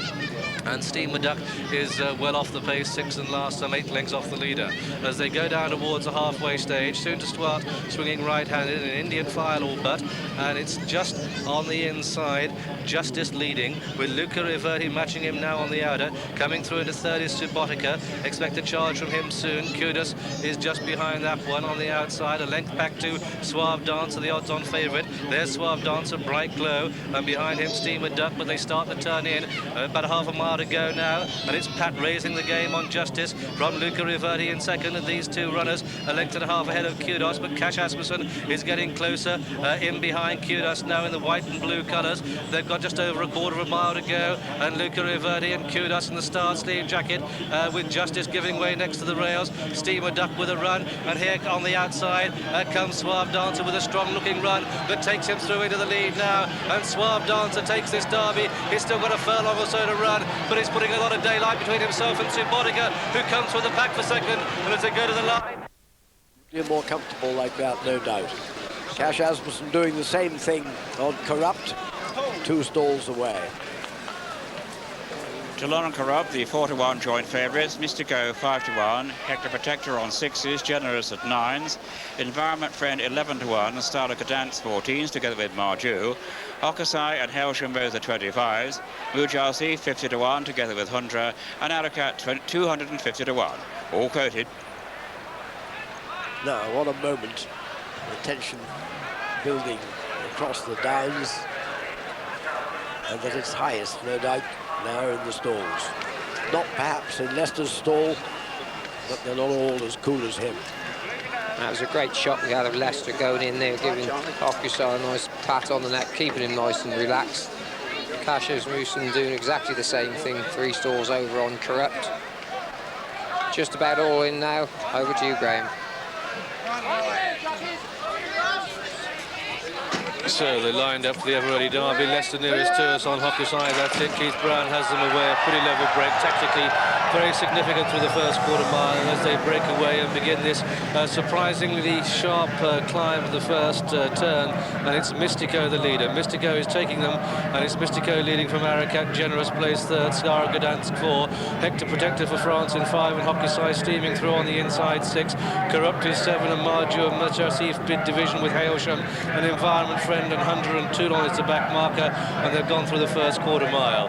And it's Mystico the leader. Mystico the leader by length to Arakat, a gap of 3 then to Generous, and Hokusai 3rd and 4th, with up on the outside of these racing Hunter, and then behind these comes Star of Gdansk. Marju is mid-division, Toulon is still last and first, and so too is Corrupt as they go through the first half mile. And it's Mystico the Guinness winner as they pass the mile post. Mystico leading with Arakat up on the outside, and showing third next to the rails is Hokusai in the white cap on the outside. Hector Protector, Environment Friend the grey, is on the outside of the pack. Star of Gdansk, big division, Mujasif, Marju the rail, Corrupt put to sleep at the back, and they go to the top of the hill. And as they come past the halfway stage, it's Mystico blazing a trail. Arakat, the pacemaker for Toulon, can't keep with him. A gap of 2 lengths. Toulon's a second last. They begin the descent and they go past the halfway stage. And Mystico, the leader by a neck, to Arakat showing in second and Generous third, and Hector Protector 4. And then behind these, Hokusai, the rail 5. Marjoom sneaks up on the inside 6. Hailsham gets closer, and then Star of Gdansk. And these are followed by Hunter and Mujarsif, and Toulon and Corrupt still nearer last and first as they come down past Tattenham Corner, and Leicester's trying to get a bit closer on Hokusai. Environment Friend gets reminders, and Toulon is still last as they begin the descent now and start the turn in. Marju is tailed off, and it's Mystico in front, but here comes Generous in the dark green jacket. Hokusai, the rails, making significant progress, and then Hector Protector, Hailsham with a run. Toulon on the wide outside of the pack. They've got 2 furlongs to go, and it's Generous now the leader, but Hector Protector on the outside comes with a run. They're inside the final quarter mile, and Generous commits and goes on from Hector Protector. A furlong and a half to go, and it's Generous in the lead from Marju, who's powering through, coming through to second place. They've got a furlong to go in the Everready Derby, and it's Generous and young Alan Munro on only his second Derby ride, clear from Marju in second as they race up towards the line. Generous takes it. Generous is the winner from Marju second. Star of Gdansk comes through to be third. A photo 4 between Hundra and Hector Protector, and then Corrupt followed by Hokusai. Hailsham, Toulon never went on the track. Mystico only beat 3 home, and they were Environment Friend and then Arakat, and last of all was Mujarsif that dropped out to be tamely last of all and was last for a long way. And so the result of this, the Everready Derby, it's gone to number 4 Generous in the colours of Fard Salman. This one trained at Watcombe by Paul Cole and ridden by young Alan Munro on only his second Derby ride. Generous, the 9-to-1 winner. The second horse home is number 9, Marju, the man of Willie Carson, in the colours of Hamdan Al Maktoum, trained at Arundel by John Dunlop. And number 9, Marju, was second. Third horse home for me was number 12, Star of Gdansk, nosing into the frame on the line in the colours of Mr. Henry de Kwiatkowski, trained in Ireland by Jim Bolger and ridden by Christy Roach. It's desperately close call for 4th place. We'll leave that one to the judge, but the winner is number 4, Generous, bred at the Barrett Stud. Well done to them and all their team. But here he comes, Generous, a son of Caerleon, out of a mare called Doth the Derby. And here's number 4, Generous, coming back to the winner's enclosure. A great ride by Alan Munro. Let's see him do it again. And what a marvellous opportunist ride, and what a fine result, because no doubt about this being a substandard derby now. The winners won by a long way, and the second was a good way ahead of the rest. Alan Munro in 3rd place there, just drawing up to Arakat, the pacemaker. Mystico, who's made the running, doesn't, I'm afraid, maintain his gallop. He doesn't get the trip, but Generous does. Oh, the writing was on the wall from beginning into the home turn. And really, Alan Munro's only just picked him up hands and heels here. Just look behind. All the others are just trailing in his wake, and the further he goes, the farther he's winning. Paul Cole, this has just put the icing on the cake. Had a great year last year. He won the St. Ledger with Snurge, won the Irish Derby. He's had a really great time of it the last 2 seasons. One's got to feel a little bit sorry for Richard Quinn, who lost his job with Foul Salmon early on, done a lot of the work on this horse, but Alan Munro's given him a peach of a ride. Second winner of the afternoon, and by far the most important. Oldest horse in the race too, Generous. Age playing its part. And Marju ran a blinder to be second. Well, Mystico looked to be running away, turning for home, and whether he didn't get the trip. 59% of fillies won the 1,000 guineas, won the Oaks. Only 20% of colts who won the 2,000 guineas won the Derby, and that's been reflected in the betting here with even money now against Shadaid. 6-to-1 bar, that's Shamshir, 7 Dartry, but good support all round for the 12-to-1 chances, or Shearer 12, Jaffa Line and Peplum. There might be 13-to-1 for looking round for them. 16 Magnificent Star, 20 Fragrant Hill and 50-to-1 Jet Ski Lady. Peplum quite popular. popular, where 3 fillies unraced as 2-year-olds in the last 60 years have won the Oaks. So you've got a bit of hope with Peplum. But the great gamble, the great money is going on Shadaid. But as we asked immediately after the 1,000 guineas, the question you all fear if you backed her, will she stay? Even money she does. Well, it's one of the great unknowns of the race. Willie Carson seemed to have no doubts about it, quoted in an article earlier this week. He's more confident than Salsabil, and yet Salsabil had far more stamina in her pedigree than this filly has. Well, we'll know very shortly. I think a lot of it's going to be whether she relaxes or not, and from what we've seen so far in the pre-parade and the way she's behaved, she looks far more settled than I've seen her, I think, probably at any other time. She's followed more or less the same route to this Oaks as her former stable companion did last year, Salsabil, taking in the Fred Darling. I think they're just about all in, so Graham, over to you. Just one to go, and that one is Jaffa Line. Tactically, quite an interesting race through the stiff first half mile of the Gold Seal Oaks. Who makes the running? Fragrant Hill made a lot of the running when she won last year, but through the first furlong, it's Jet Ski Lady that bursts through to take it up. And it's Jet Ski Lady, but the pace doesn't look strong. Magnificent Star holds a good position up on the outside. Oshira taking a keen hold. Peplum racing through on the inside, and Fragrant Hill, the horse with the noseband nearest to us. And they're very tightly grouped indeed as they go through the first quarter mile, and at the rear of the field Shadaid is pulling very hard indeed. Striped cap Willie Carson at the back, but no more than 3 lengths off the leader as they race through the first quarter mile. Jet Ski Lady, remember this part of the track's all uphill. Jet Ski Lady with Magnificent Star showing there, Oshira's with them, and through on the inside is Dartrey and Peplum and Fragrant Hill, and Shadaid's bang there, and so too is Jaffa Line, and they're all very closely grouped indeed as they continue their journey through the first half mile. And it's Jet Ski Lady who's got the rail position now, and Jet Ski Lady the rail, Dartrey on the outside, Magnificent Star, Oshira's bang there, Peplum racing wide. Shadaid now more relaxed as they come to the highest point on the track, and this is 7 furlongs from home, and Jet Ski Lady the leader, Dartrey with a white cap, Magnificent Star with a red cap, Oshira dark green jacket, Shadaid's in behind a wall of horses, and Shamshir's bang there too, so too Jaffa Line, and they're halfway now, and it's still Jet Ski Lady leading from Dartrey, Oshira on the outside, Peplum and Fragrant Hill, and Shadaid at the rear of the field just had to be checked there, and Shamshir's just a length in front of her, and so they come downhill past the 5 now, and it's Jet Ski Lady, and look at Willie Carson going through on the inside. He's got a tremendous run through the rail there, and Shadaid taking closer order, goes into 3rd on the home turn, but as they begin the descent to Tattenham Corner, and just over half a mile to go from here on in, Shadaid into unknown territory, but it's Jet Ski Lady who rails well.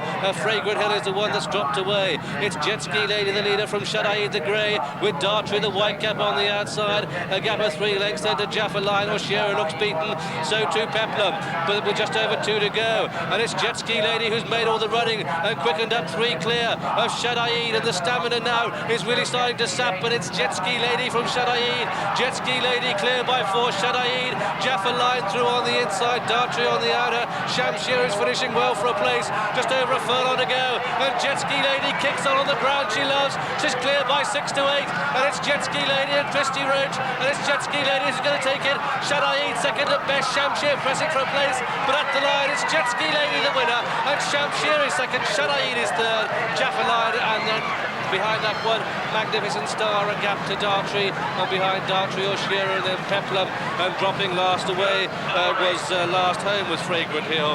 The result then of this Gold Seal Oaks at 50 to 1, a steal for the Irish, with number 8 Jet Ski Lady in the colours of Maktoum Al Maktoum, certainly the least fancied of the Maktoum runners in this race, but all credit to them for running as many as they did, because this now means that the Maktoum family have won 6 out of the last 7 runnings of the Gold Seal Oaks. This one, however, a daughter of Vaguely Noble, bred in America at the Rye Hill Farm in the colours of Maktoum Al Maktoum, trained in Ireland by Jim Bolger and ridden by Christy Roach. So what a week for the Bolger team. 3rd in the Derby, and they take the Oaks with a 50 to 1 shot. Second horse home is number 15 Shamshir, that one ridden by Frankie Dettori in the colours of Sheikh Mohammed, and the 3rd horse home was number 14 Shadaid, ridden by Willie Carson. The judge calls a photo for 4th place, but what a result for the Mactoum family, 1, 2 and 3, and the outsider of the party, Jet Ski Lady, has won it, doing the hard way, making all in the Oaks, 50-1. Well, she came home like she had a pair of jet skis on her. She made the others look positively leaden-footed.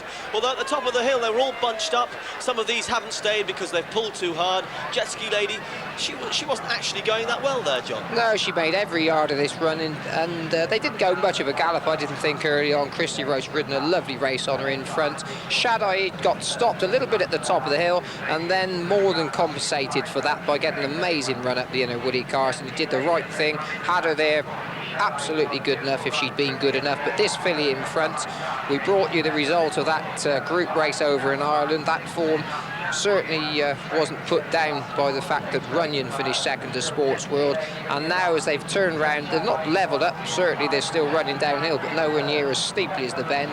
Christy Roach has set her alight, really got her galloping, and just look at the ground that she covers. She relishes this fast surface, and Shaddai left trailing in her wake.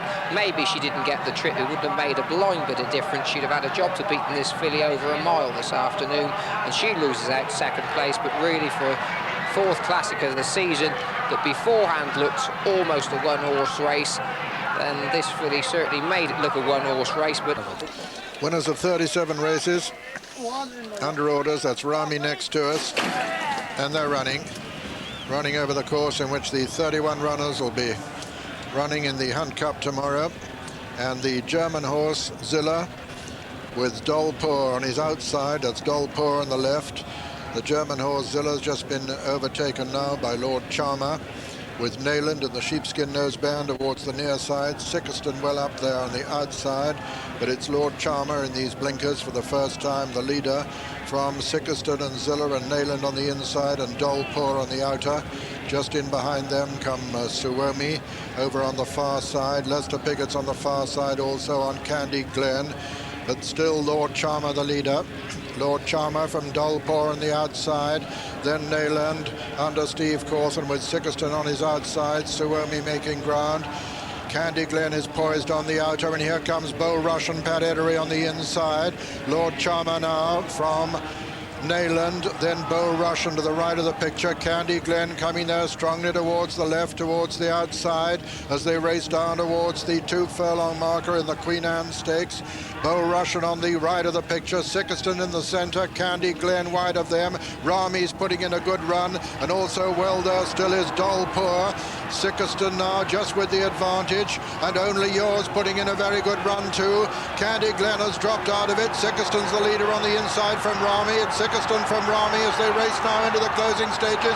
Sickerston on the near side, but Rami putting in a tremendous run under Willie Carson on the far side. Sickerston and Rami as they come to the line. It's going to be very close indeed. And at the line, it's a photo between Sickerston and Rami, with Fair Average third, and a photo for 4th as well between Only Yours and Nayland. A photograph at the end of the first race at the Royal Meeting between, on the inside, Sickerston, ridden by Michael Roberts, trained by Clive Britton, who won this with a 25-1 chance in 1978 with Radetzky, and between Rami, number 8, owned by Sheikh Hamdan Al Maktoum, trained by Peter Warwin, who's looking forward to a great meeting and clearly with justification, and ridden by Willie Carson. And it's very close between those two, with Fair Average third and Only Yours 4th. But a photo for all places.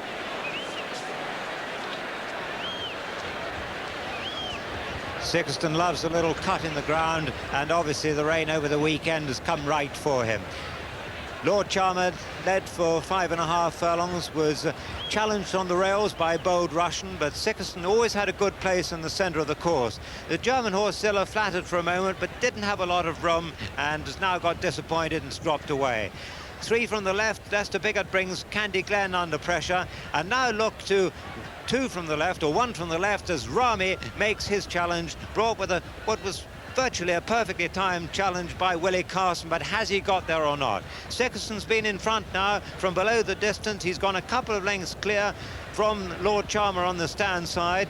Running on well into third place is the 3-year-old Fair Average, but it's a duel now between Sexton and Michael Roberts on the rails, and Rami and Willie Corson in the centre of the course.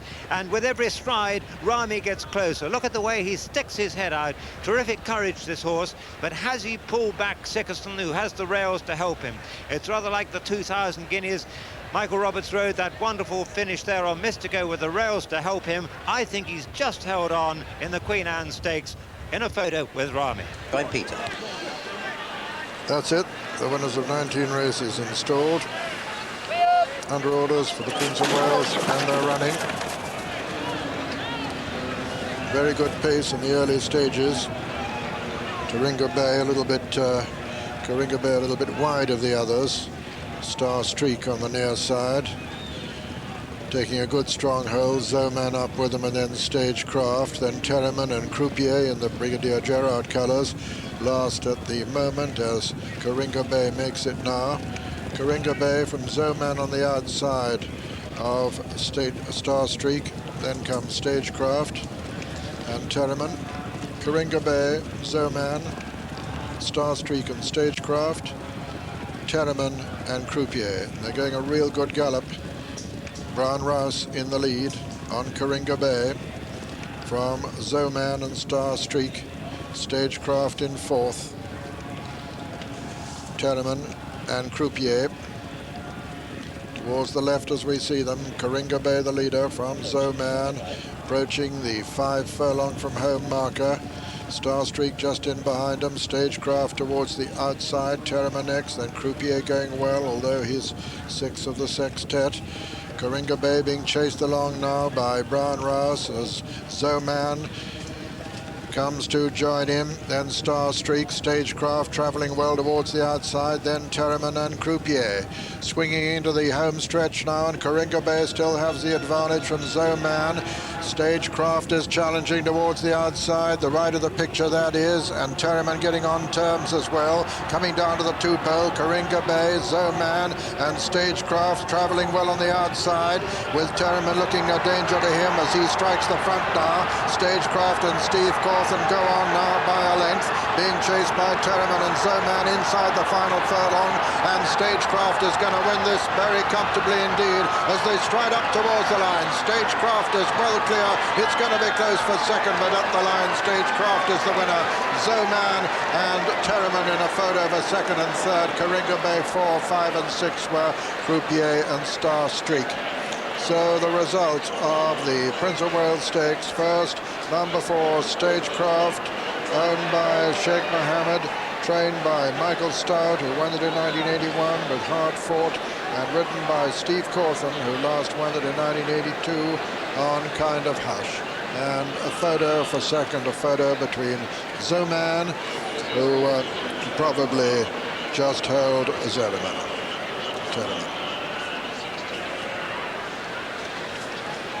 Well, this was a brilliant performance by an improving horse. Sadler's Wells horse wasn't at his peak as a 3-year-old, but now as a 4-year-old, he's probably the top mile and a quarter horse in Europe. He's come there very smoothly on the outside of Coringa Bay and Zoman. Coringa Bay set a terrific gallop. Zoman was at his shoulder coming into the straight, but when Steve Cawthon says go, which he does now, his horse quickens and goes away like a real champion. Drifts a little bit to the right, ends up almost on the far rails. Terriman's come from way off the pace, couldn't go the pace early on.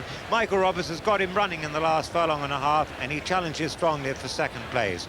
But Stagecraft is a real man now, and he's put up a terrific performance on ground, which helps him a lot. He likes a little bit of juice, a little bit of cut in the ground, and the rain over the weekend, like the first winner, has enabled him to show his very best form. Very tight indeed for second place. Zoman just holding it onto it here, but Terriman closing with every stride, and they're separated by only inches at the line. But the two of them are 2.5 lengths at least behind the most important. 3 Actor Francais, that's it, under orders, and they're away. Actor Francais over on the far side, on the near side, Solid Dancer, and second set right with up, and now Leicester up with them, and now Lester Piggott taking it up on Hawker's Eye. Hawker's Eye on the inside of second set with Acteur Francais on the outside.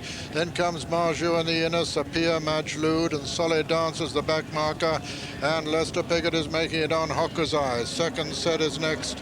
Then comes Marjou, travelling easily just in behind them. On the outside is Acteur Francais as they race now towards the half-mile pole. And it's Hawker's Eye on the inside of Acteur Francais. Then comes second set, Marjou on the inner with Sapir, then Majloud and Solé Dancer as the back marker. Racing into the home turn now, and as they do so, it's still Hawker's Eye from Acteur Francais, Sapir, Majloud, Marjou towards the outside of Solé Dancer now as they swing into the home straight, and it's Hawker's Eye still the leader from Acteur Francais.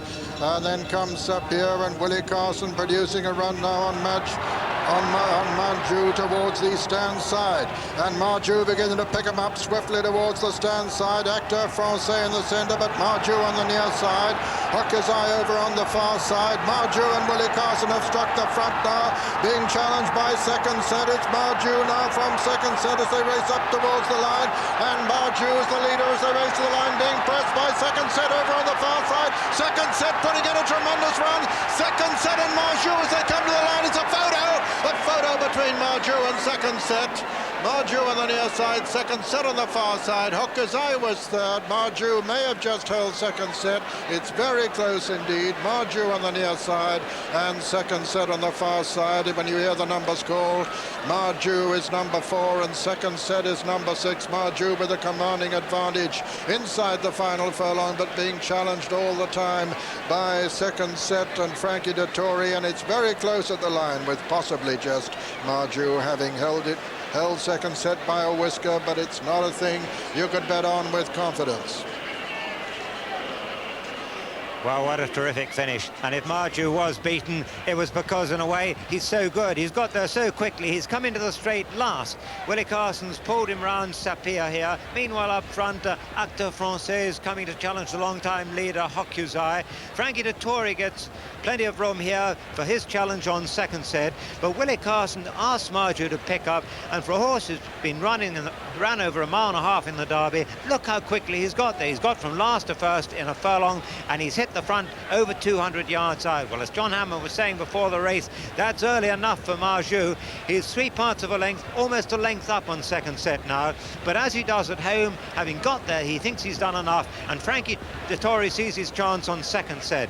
Drives second set in pursuit, hits the front about 50 yards from home, and then Willie manages to rally Marjou in the last few strides, and what looked a certainty for second set at the line is a desperately close thing, and Marjou may have got back up in the last stride. Desperately close on the line. Marjou on the stand side, second set on the far side. Yeah, I think Spanish Storm nearest to us, and they're away. And a pretty good even break. Wild Rufo just lost a little bit of ground leaving the stalls, showing very good speed in the center, his tenacity, and also Computer Kid's right up there with them. And on the far side is Win Power on the far side. Elton Ledger's up there too, Lester, Computer Kid, and in the center Dillom now has come to join the leaders. Dillom, Elton Ledger, and over on the far side Win Power. They're being tracked by Computer Kid, Wild Rufo. Dr. Devious is getting into the picture now, but Dillom is the leader as they come down to the 2 furlong pole. It's Dillom now, the clear leader under Alan Munro from Computer Kid, Dr. Devious. Showbrooks putting in a run towards the stand side, but Dillom is holding him very cosily at the moment as they race inside the final furlong, and Dillom looks like winning the Coventry as Dr. Devious chases him, but vainly. Dillom is really stretching well and going to win this very comfortably indeed. Dillom is the winner from Dr. Devious and Castadoul as they come to the line. Dillom, Dr. Devious and Castadoul's the 1, 2, 3, and 4 is Computer Kid. Last for the record is Amadeus Ace. And so a very impressive winner indeed. Dillon gets an immediate 106 favourite quote for the 2,000 guineas of 1992 from Ladbrokes as the result of the Group 3 Coventry Stakes is number 5. First, number 5, Dillon, owned by Sheikh Fahd Salman, trained by Paul Cole. $24,000 as a foal, 75 Irish punts as a yearling. Dillon by Tasso out of Yanuka III. He took it up at about a halfway stage of the race, and he put his stamp on it by the time they'd passed the 2 furlong. The horse who beat him at Newbury, Dr. Devious, was the only danger at this point. Dropping away, the early leader, Elton Ledger, on the far side, and racing very wide of the rest, the other Sangster horse, Wind Power. But there was no serious threat from now on at all. Castle Do, that runs on in the blue and white stripes into 3rd place.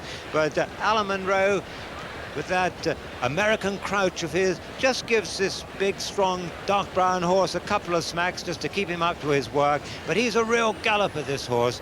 He's just ahead of his contemporaries. He's a well-developed horse who just seems to be... Impressive she was that day. All 14 installed, under orders, and they're away. Over on the far side, Akazao breaks fast. Right up there with them is Silver Honda, also in the early stages, and showing very good speed is Shalford. Right up with Shalford is Joie de Soir, and Savoyard showing very prominently towards the far side, with Shalford in the centre. Then Chapea, and also up with Chapea is Island Universe, and Pat Edery coming there strongly now. Desert Sun, but it's Savoyard on the far side, Shalford, Joie de Soir, and Desert Sun on the near side. Macadama trying to make a run over on the far side, but still Savoyard, Shalford, and Desert Sun, the favourite, travelling very smoothly in 3rd place now as they race down past the 3 furlong pole. Desert Sun on the right of the picture, Savoyard in the centre. Also coming there strongly is Dawson Place over on the far side, and Joie de Soir trying to hold her position. Steve Corson coming there on Satin Flower on the far side. Dawson Place and Desert Sun under pressure now. Satin Flower putting in a good run over on the far side. Satin Flower over on the far side takes it up now from Dawson Place. Steve Corson hits the front now by 2 lengths. Steve Corson going away now on Satin Flower is going to win the Jersey Stakes very impressively, and at the line Satin Flower is the winner and Dawson Place is second. It's going to be close for 3rd, with Desert Sun just holding Macadama out of 3rd place, and Trojan Crown as well. But a very comfortable winner in the end was Satin Flower, owned by Sheikh Mohammed, trained by John Gosden and ridden by Steve Corson, his 2nd winner of the meeting. 2nd was number 6, Dawson Place, owned by Mr. Nicholas de Savary, trained by Guy Harwood and ridden by Ray Cochrane. And 3rd was number 7, Desert Sun, owned by Prince Khalid Al Saud, trained by Henry Cecil and ridden by Pat Edery.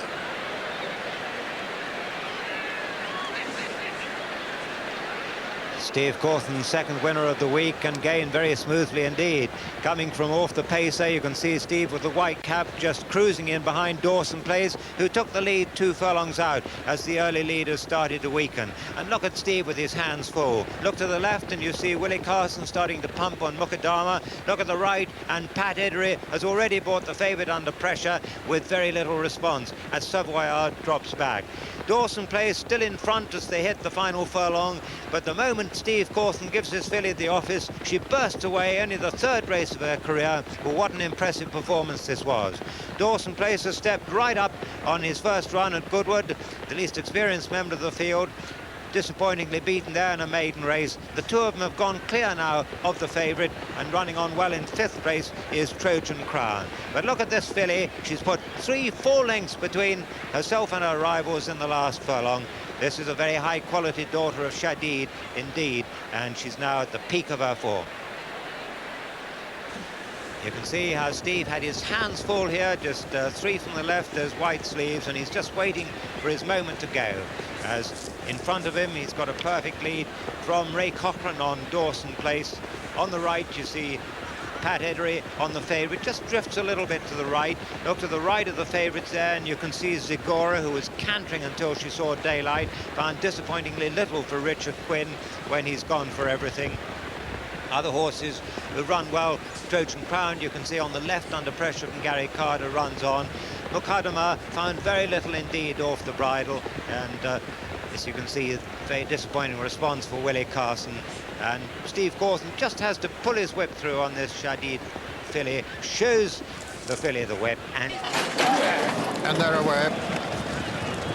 Fast break by Marling, who's been checked there by Gary Carter in the early stages, and going on is Central City over on the far side with Prima Bergerac right up with her, and also on the far side is My Abbey showing very good speed too. On the near side, Selma Farala, and with Dirce, the Italian challenger, showing very good speed as well, but it's Central City for Richard Hannon in the lead. Central City from My Abbey over on the far side. In the centre is Arctic Appeal showing very good speed, and on the near side A to Z is coming there. Selma has lost a lot of ground. Central City is the leader, but here comes Marling in the sheepskin noseband. Central City from Marling and A to Z. Marling comes to challenge Central City with A to Z upsides, but Marling is asserting now.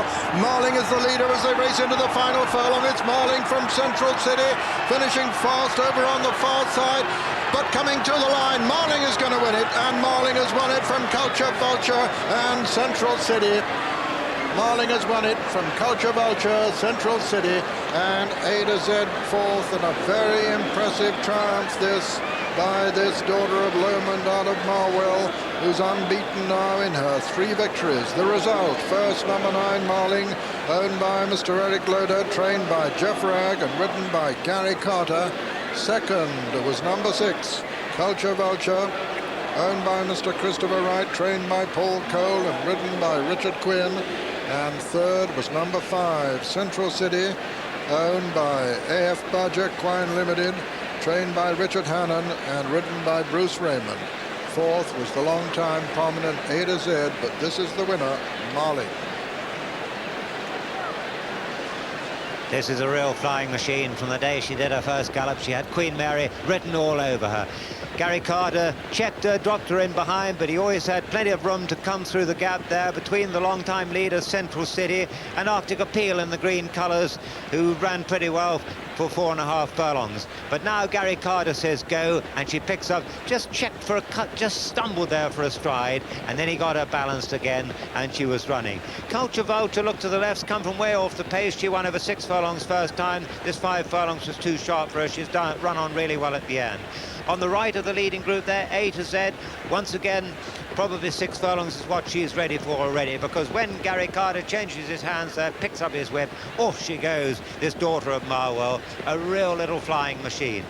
Central City's run on really well, having shown that good early speed, but the best finisher of all is the filly on the far side, Culture Vulture, who's pulling the winner back in the last 100 yards of the race, having been 3 lengths adrift at least with 150 yards to go. She responds to Richard Quinn, closes the gap all the way to the line. But Gary Carter's already easing down on this flying machine. She's won by a good length, perhaps a little bit more, and it looks as though Culture Vulture just got up to this second. Vulture with the royal blue colours and the yellow stripe and yellow sleeves, and a yellow cap. There was just that little jink to the left there when Marling seemed to stumble, and the runner-up is behind Central City. So I'm wondering where the supposed interference could have happened. It must have happened before now, if it happened at all, because from here on in, nothing has happened of any consequence. That's it. Under orders. And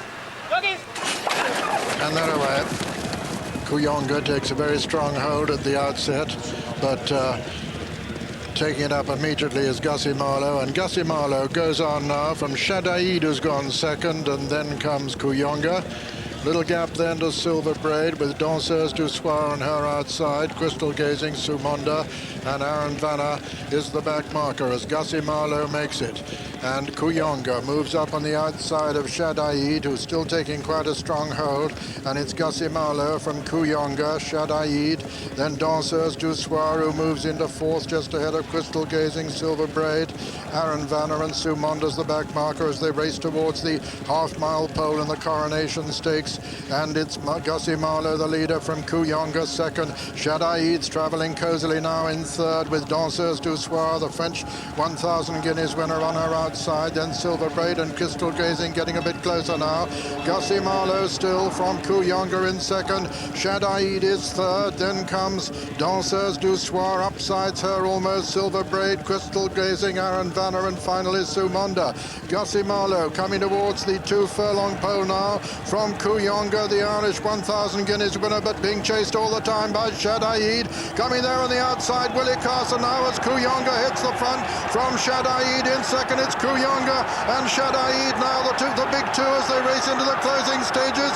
It's Kuyonga on the far side, Shadaid on the near side, Warren O'Connor on the far side, and on the near side, Willie Carson. There's very little between them. It's just Kuyonga. Kuyonga's won it for Ireland from Shadaid second. Gussie Marlowe was third, and Danseuse du Soir was fourth. Behind them came Crystal Gazing. Behind Crystal Gazing was Aaron Vanner, Sumanda, and finally it was Silver Braid. And so the result of the 1991 historic Coronation Stakes is a triumph for Ireland by number 5, Kuyonga, owned by Mr. M. Hugger, trained by Michael Corns in Ireland, and ridden by Warren O'Connor, his first ever ride on the course, this 23-year-old.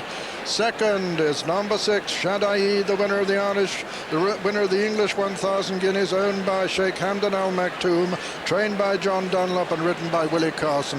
And third was number 4, the game Gussie Marlowe, who set out to make it all, owned by Mrs. John Van Geese, trained by Clive Britton and ridden by Michael Roberts. And fourth was number 3, the French 1,000 guineas winner, Danseuse du Soir, owned by Mr. Daniel Wildenstein, trained by Elie Lelouch and ridden by Dominique Berth. It was a race of champions and a champion race, and Gussie Marlowe made the race by making it a good gallop from the word go. Despite that, Shadaid wouldn't settle until she dropped in behind Gussie Marlowe and Kuyonga. Kuyonga, whose rider moved her up to the shoulder of the leader when they'd gone a couple of furlongs and threw down his challenge as they passed the two. Willie Carson's pulled out now on Shadaid. Could she produce her famous acceleration, or would her speed be blunted by the energy she expended early in the race? Warren O'Connor is the first one to go for his whip. The two fillies are upside now. Danseuse du Soir is the last to challenge on the outside, but she can't get to the other 2 guineas winners. And now Warren O'Connor goes for everything. His filly probably just a neck or a head in front here. Willie Carson finally goes for his whip. Will the grey filly be able to produce that little extra? It was in the balance until the last 50 yards, but the Irish filly, who was pick of the paddock, runs on so bravely for her young rider, and now Willie knows that he's not going to complete the St James's Palace and Coronation Stakes double. In the last 25 yards, Kuyonga, his rider, puts his stick down. She surges away to give Michael Corns the most marvellous moment of his training life. Kuyonga wins the Coronation from Shadaid and Gussie Marlowe in a battle of champions. Sullivan, you're watching anxiously from the grandstand. Over to you, Peter. Yes, John, he's the last. That's it. The winners of 105 races are away. John Chudley was just a little bit slow from the stalls, but he comes from behind anyway. And towards the near side, Superoo is up with them. Right up with them too is Tack and Hall, USA Dollar and Live Action. And over on the far side, Hero Sash is one of the leaders. Hero Sash on the far side with Sharp and Smooth, Gabbiadini and Far Street, and Pontenovo running very fast in the center of the course. And Pontenovo is just about the overall leader now in the center of the course. Pontenovo leads them down the center with Willie making his way gradually across to the stand side. Right up with them is Scales of Justice, not far behind them. You're a Star also well in contention. They're coming to the intersection, and Ponte Novo is the leader by just about 2 lengths now. State Dancer is chasing him, and also Scales of Justice not far behind the lead. And over on the far side, they're making heavy weather of it on the far side. It's Holston Prince, the leader on the far side from Roseate Lodge, beginning to make significant progress now. State Dancers coming to challenge Ponte Novo. Roseate Lodge is still making ground over on the far side. Sharp and Smooth is well in contention too. Also coming there is Operation Wolf on the stand side, and also making ground on the far side is Eurolink the Lad. Eurolink the Lad has just taken it up now from Ponte Novo on the near side. Eurolink the Lad on the near side, and Operation Wolf on the near side. Ponte Novo in between horses. It's going to be close as they race towards the line. Eurolink Lad is just going to win it. Eurolink has won it from Operation Wolf, and Ponte Novo third, and fourth Melotti. I think we'll find that's the 1, 2, 3, 4 in the 1991 Hunt Cup, with first number 12 Eurolink the Lad, owned by Eurolink Computer Services Limited, trained by John Dunlop. What a fantastic meeting John's having, and ridden by John Reed.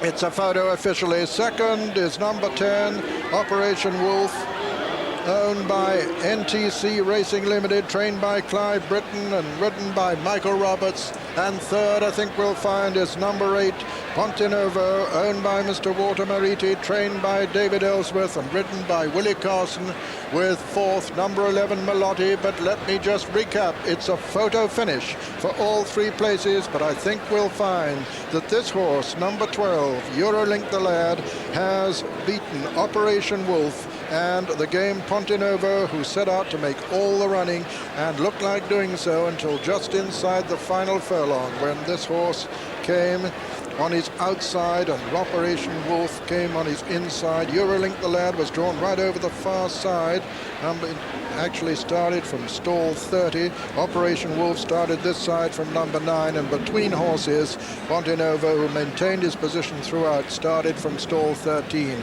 Well, as I say, it's a photo, but just study John Reed's face, and I think you'll agree Eurolink has won it. Yes, in the end, the draw didn't matter at all. The winner drawn 30, if he is indeed the winner. You can see him 2 from the left there. Always had a good prominent position, but it was Ponte Novo who led until they came to the last furlong, running up the centre of the course and challenged here by Operation Wolf. These were the 2 principals at this stage, as John Reed throws down his challenge on the far side. Ponte Novo's run a race of terrific courage, 9 stone 1 to carry, just that much more weight than last year. Willie Carson goes for his whip here, and he responds. On his outside, State Dancers run a terrific race, always in the van, but you look to the far side for the winner. Operation Wolf 2 headed Ponte Novo at this point, but Ponte Novo wouldn't be beaten, and when Willie asks him, he throws down, he comes back at him yet again. But all the while, Eurolink the Lad has seized what seems to be an unassailable advantage on the far side of the course. Ponte Novo sees that he has Operation Wolf to race with. Now the weight's too much for him. He's just got 5 or 6 pounds too much to carry. And Eurolink the Lad wins the Hunt Cup by about half a length from Operation Wolf on the far side. Ponte Novo is third, beaten but far from disgraced. Season, and that's it, all 19 installed for the King George the 5th handicap, and they're running. And in the early stages, Comanche Guest, run rings right up there. Going up on the outside is Corsina. Corsina going up to join Comanche Guest and take it up now. Corsina from Comanche Guest. Berder has gone up now on the outside, in fact, to pass Comanche Guest and goes second. So Corsina the leader from Berder in second. Then comes Comanche Guest. Just in behind them are Ballata Main. Run rings on the inside, Fishing Tackle on the outer. Chatham Island comes next. The back marker at the moment is Scenic Dancer as they swing right-handed, and still it's Corsina taking him along from Berder in second, then Comanche Guest, then Ballata Main, Run Rings, Fishing Tackle, Chatham Island, Moat Gardens there next, and then comes Mata Heath. Looking back to last place, it's still Scenic Dancer, and the leader is still Corsina from Berda, travelling smoothly in second. Comanche Guest is third. Balladamain 4, 5 is Run Rings. 6 behind them is Fish in Tackle, then Chatham Island and Moat Garden. Moat Garden in the Royal Colours, getting a little bit closer now on the sheepskin noseband, with going up on her outside. Port Sunlight on his outside, I should say. Port Sunlight, still Corsina the leader. From Berda on the outside of Comanche Guest, then Balladamain. Then on the inside is Run Rings, then Port Sunlight. Anniversary, the favourite, has got a lot to do at the moment. Only got 5 behind him as they race now towards the 4 furlong marker. And still Corsina the leader from Berda in second place. Then comes Balladamain towards the right of the picture. Fishing Tackle just in behind him, and then Run Rings, then Moat Garden on the inside, making a bit of ground is Captain My Captain. But still Corsina making it from Berda as they race round the home turn. Corsina from Berda. Then comes Balladamain, then Run Rings. Then making a little bit of ground is Torchon towards the outside, making quite good progress too. Corsina from Berda under pressure. Torchon in the sheepskin noseband under Gary Carter, coming there with a strong challenge now. And Torchon has come to take it up. Torchon has gone to the front, being chased by Latour in second. It's Torchon inside the final furlong with a 3-length advantage over Latour, who's chasing him, but chasing him vainly. Torchon's going to win this. 25 yards to run, and Torchon wins the King George the 5th handicap. Torchon is the winner, Latour is second, Regent's Folly is third, and fourth was the long-time leader, Corsina. That's the 1, 2, 3, 4. So the winner, number 5, Torchon, owned by Sir Robin McAlpine, trained by Jeff Ragg and ridden by Gary Carter, his second victory in the Ritz Club Charity Trophy, and his second in this race, which he won in 1987 for the stable on Pipstead. Second was number 15, Latour, owned by Mrs. J.M. Khan, trained by Clive Britton and ridden by Richard Fox. And third was number 4, Regent's Folly, owned by Mrs. Henry Lopez, trained by Willie Jarvis and ridden by Alan Munro. And Corsina, the long-time leader, was fourth. But this is the winner, Torchon by High Top out of Cecilia Bianchi. A fast and furious pace set by Corsina had most of them in trouble by the time they came round to the straight. Look to the right and you see that Torchon's been pulled out to come round the entire field by Gary Carter, and he's picked them up really well. This was a high-class performance by a handicapper. Berda, who was always handy, under pressure and getting nowhere now. Adversary never got into the picture at all, didn't have a lot of daylight early in the straight. Look back to the yellow colours of Latour, who runs on really well, but as Corsina yields, the winner storms into the lead to go quickly 2 or 3 lengths clear, followed through only by Latour. And the rest of them trailing it behind, and Regent's Folly in the end in the light blue and yellow corded colours running on for third place. But this was a most impressive winner by a progressive horse. It's only the 4th win of his career, a race of his career. He was a very comfortable winner at Leicester last month, and now he's won the King George V Stakes by a good 3 lengths from the more exposed Latour, with Regent's Folly back in third, and Adversary the favourite, never getting in a blow.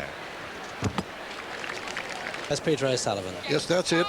Sharpenhurst the nearest to us, and they're away. Inish Dalla breaks fast over on the far side with Osario, and Green Line Express showing great speed on the far side, and Chikarika on the near side. And Chikarika on the near side and Green Line Express are the two who are disputing it at the moment, with Angie's well up there too, and Osario towards the far side. But it's Green Line Express, Angie's, and on the far side Osario, and on the near side Chikarika. Chikarika being chased by Sharp and Early. Just in behind Sharp and Early is Polish Patriot. Angie's in the centre now, just about the leader. Angie's from Osario and Green Line Express, and Chikarika showing with a bold white face towards the right of the picture as they come down towards the 2 furlong pole. And it's Osario and Angie's, Inish Dalla, Jimmy Barney, Duplicity putting in a run right over on the far side. Osario, though, fractionally the leader now, with Chikarika coming there strongly towards the near side. Monton's right in contention too. And here comes Polish Patriot on the inside. It's Monton's, Chikarika, Polish Patriot as they race up towards the line. Chikarika just with the advantage from Polish Patriot fighting back. It's going to be between the two as they come to the line. It's going to be a photo. It's a photo between Chikarika and Polish Patriot. Third and fourth were Montandre and Jimmy Barney. They're in a photo as well. Sharp and Early was last. It's a close photo, this, between Polish Patriot and Chikorika, between Ray Cochrane and Willie Carson. Very close indeed, the outcome of a sizzling Cork and Orrery Stakes, with the numbers in race card order. Number 9, Chikorika, owned by Sheikh Mohammed, trained by John Gosden and ridden by Willie Carson. And number 14, Polish Patriot, owned by Mr. Dick Kirstein, trained by Guy Harwood and ridden by Ray Cochrane, with Montandre and Jimmy Barney, the two who are in a photo for third and fourth. Polish Patriot, the horse who's disinclined to pull up, he's going right down towards the mile start. And a public announcement there to confirm that the outcome is a photo between number 9, Chikorika, and number 14, Polish Patriot. And still Polish Patriot has to pull up, but he's going to very shortly. Ray has him very well under control. It was a desperate finale between these two, and a very close photo indeed. A really great battle for this speed test. Anges has run his best race of the season easily so far. That's him in the blue colours in the centre. Chikorika showed good early speed, just lost her place a little bit at halfway, but to see that white blaze is well in contention. Look to the right and you can see Polish Patriot coming from well off the pace. Ray Cochrane dropped him right out, but he comes with a terrific run. Green Line Express, after showing early speed, is the first to crack. Inishdallah's under pressure here, and this is where Chikorika storms through to take the lead at the furlong marker. Montandre running on from the back in the yellow colours, but now it's a duel between these two. Jimmy Barney and the purple and white check also running a terrific race on the far side of that leading group. Now it's head for head. Willie Carson and Ray Cochrane riding at his minimum weight, but with maximum strength here. And Chikorika coming back to 6 furlongs, won't be beaten. She won the Cheltenham Stakes last year. She's just got her nose in front, but it's going to be on the nod at the line. But it looks to me as though Chikorika has just got or has she? Or has she? It's on the nod, and Polish Patriot could have got there in the last stride. It's desperately close.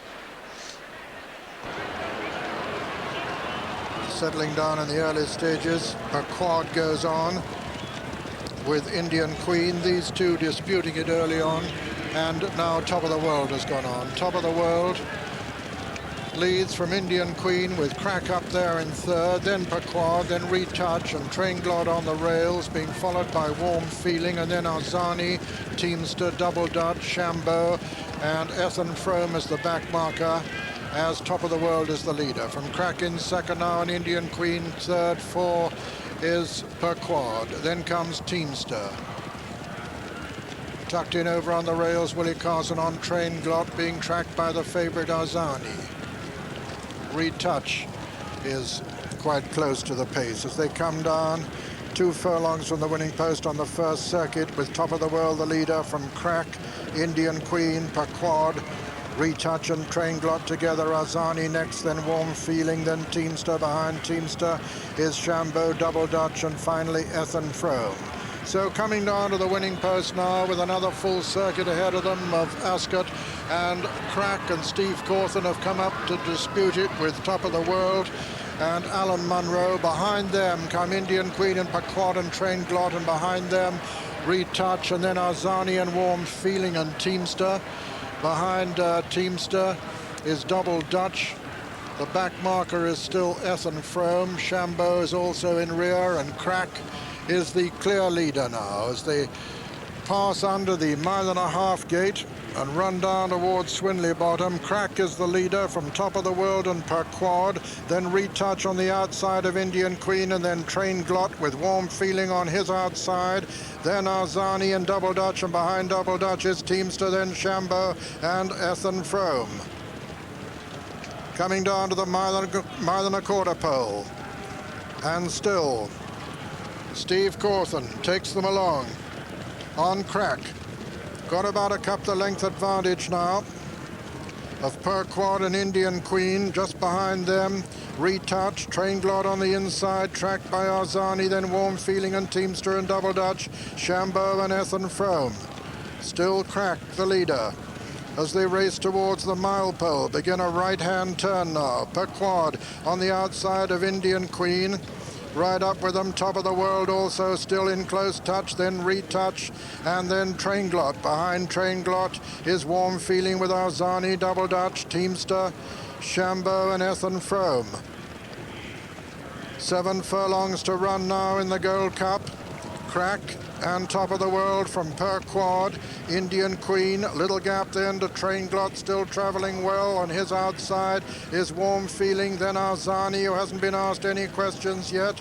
On the outside of Arzani, Ethan Frome has made a little bit of progress. Teamster comes next, then Shambo, Double Dutch. Beginning to bunch now as they pass the 5 pole.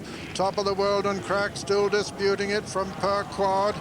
Train Glot towards the outside. Retouch is next, and then Indian Queen, then Arzani travelling very well indeed. They're inside the final half mile now. Top of the world has gone on again. Train Glot is moving up now into second place under Willie Carson. Willie's committed Train Glot and has gone to the front now as they race round the home turn. Train Glot is the leader into the home stretch from top of the world, being chased by Retouch, and Willie now is going to test everybody's stamina. They're coming to the 2 furlong pole. Train Glot is the leader, being pressed by Retouch. Then on the outside, Warm Feeling. Train Glot the leader with Indian Queen putting in a run too, and here comes Arzani on the stand side with a tremendous run. Train Glot's given the lot. He's been overtaken by Indian Queen, but Arzani is coming to challenge Indian Queen. Indian Queen and Arzani as they race into the closing stages. It's Arzani from Indian Queen. Indian Queen from Arzani. Indian Queen has won it from Arzani. Warm Feeling was third and Train Glot 4. 5 came Retouch and then Teamster and Double Dutch. Behind them came Ethan Frome and then Shambo and then Top of the World and Per Quad, and last was Crack. And so the result of the 1991 Ascot Gold Cup. First, number 12, Indian Queen, owned by Sir Gordon Brunton, trained by Lord Huntingdon and ridden by Walter Swinburne. Second was number 4, Arzani, owned by Mr. David Thompson, trained by Luca Cumani, ridden by Frankie Dettori. Third was number 10, Warm Feeling, owned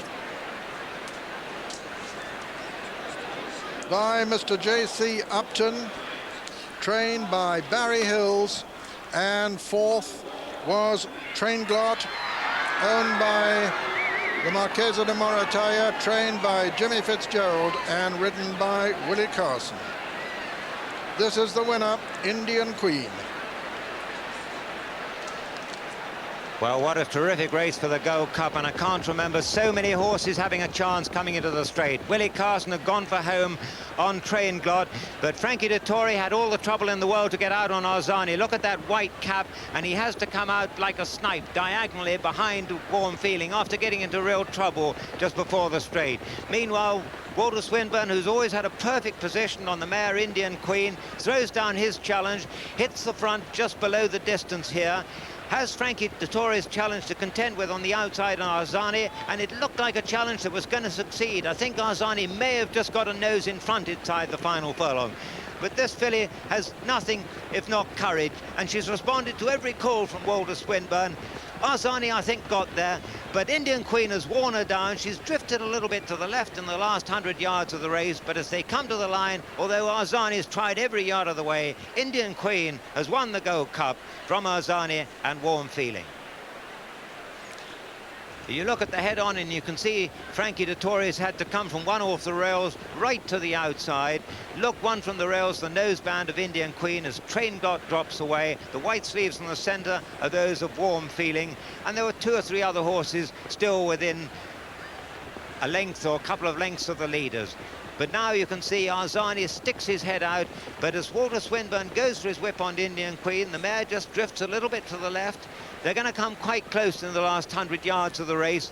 Arzani running straight and running bravely for Frankie Dettori, but Walter Swinburne gets that little bit extra out of Indian Queen, drifts away to the left, but it's too late in the race, I think, to have had any bearing or there be any case of interference. In fact, there wasn't. There was always a horse's width between them. A great triumph for Indian Queen and for Walter. In the stalls, that's it, and then away. Over on the far side, breaking fast is Festive Cheer, but Diamond Mine going on now. Diamond Mine with John Rose. Diamond Mine the leader from John Rose. Then on the near side is Freddie Lloyd. Bletchley showing very good speed towards the right of the picture with Night Duty, but Diamond Mine is the leader for Jack Berry by about 2 lengths now from on the near side. Night Duty, Bletchley up there too. Isdar's making good progress too, but still Diamond Mine. Festive Cheer trying to get into it over on the far side. Then Isdar, then Bletchley Park. On the right of the picture, Willie Carson coming there quite strongly as they come down inside the final furlong. And it's Diamond Mine being pressed by Isdar and Bletchley Park towards the near side. Isdar, the newcomer, just takes it up marginally as they race towards the line. It's Isdar from on the near side. Bletchley Park on the far side. Diamond Mine finishing fast is Festive Cheer. But at the line, it's just Isdar from Festive Cheer in a photo with Diamond Mine third. Isdar has probably just won it from Festive Cheer, but I think the judge will go for a photo. He has, and Diamond Mine is third. But I think Tom Jones has turned out as not unusual for him, a first-time out winner in Isdar, owned by their under orders. And they're running in the Hardwick, and Sesame broke very fast in the lead. Sesame goes on from Down the Flag and Duke of Paducah as they run down towards Swinley Bottom. Spritzel on the inside, then Dolpur, behind them Topanora, Dear Doctor, and the favourite Rockhopper running up sides. Game Plan, the back marker at the moment of the 9, and Sesame the leader. From Spritzel on the inside of Down the Flag, Duke of Paducah wide. Dolpur comes next with Topanora. Dear Doctor on the inside, Pat Edery on Rockhopper on Leicester's outside, and finally Game Plan as they're racing already to the mile pole in the Hardwick Stakes. And Sesame setting a good gallop. Sesame from Down the Flag. In second on the inside is Spritzel, then comes Duke of Paducah, Topanora, Rockhopper improving on the outside of Dolpur. Then Dear Doctor is 8th and Game Plan is 9th. They've passed the 7 pole and Sesame still the leader from Down the Flag and Spritzel. And Duke of Paducah and Rockhopper getting nearer all the time. Topanora on the inside. Behind Topanora is Dolpur, then Duke of Paducah and Dear Doctor racing towards the 5 pole, and still Sesame with the advantage from Down the Flag. Spritzel, Duke of Paducah, Rockhopper on the outside of Topanora, and Leicester is still one of the 2 back markers on Dear Doctor as they race now to the half-mile pole in the Hardwick, and it's still Sesame from Down the Flag, Spritzel, Duke of Paducah, Topanora on the inside, then Rockhopper, then Dear Doctor and Dolpur as they race now into the home turn. Game Plan improving on the outside of Dear Doctor, but as they come into the straight, it's Sesame the leader. Sesame the leader from Down the Flag. Behind Down the Flag is Spritzel, and then on the outside, Duke of Paducah. Topanora's poised just in behind the lead. Then comes Rockhopper and Dear Doctor improving from the rear as they come down now towards the furlong pole. And Spritzel has struck the front now. It's Spritzel the leader from Topanora, Duke of Paducah, Dear Doctor and Lester Biggott coming there towards the stand side. But Spritzel with the advantage from Topanora. Topanora coming to take it up now off Spritzel. Topanora, Spritzel, and here comes Rockhopper between the 2. It's Topanora from Rockhopper and Spritzel, and at the line it's a photo between Rockhopper and Topanora with Spritzel third.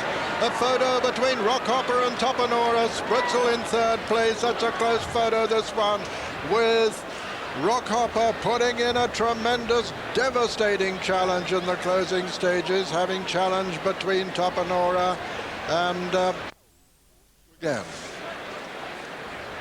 When things are going right for a jockey, the openings open up like the Red Sea. But for Pat Edery here, this was an absolute nightmare. As he was looking for somewhere to make his challenge, he was hoping that Down the Flag would drop away. Spritzel hits the front here. Sesame on the far side. Topanora in the mauve colours runs a terrific race, and it's at this point that Topanora moves out to challenge Spritzel, and Pat Edris had to decide to challenge on the inside there and hope to go between Spritzel and Topanora. Christy Roach, the rider on Topanora. But as Pat throws himself for that gap, the gap closes on him.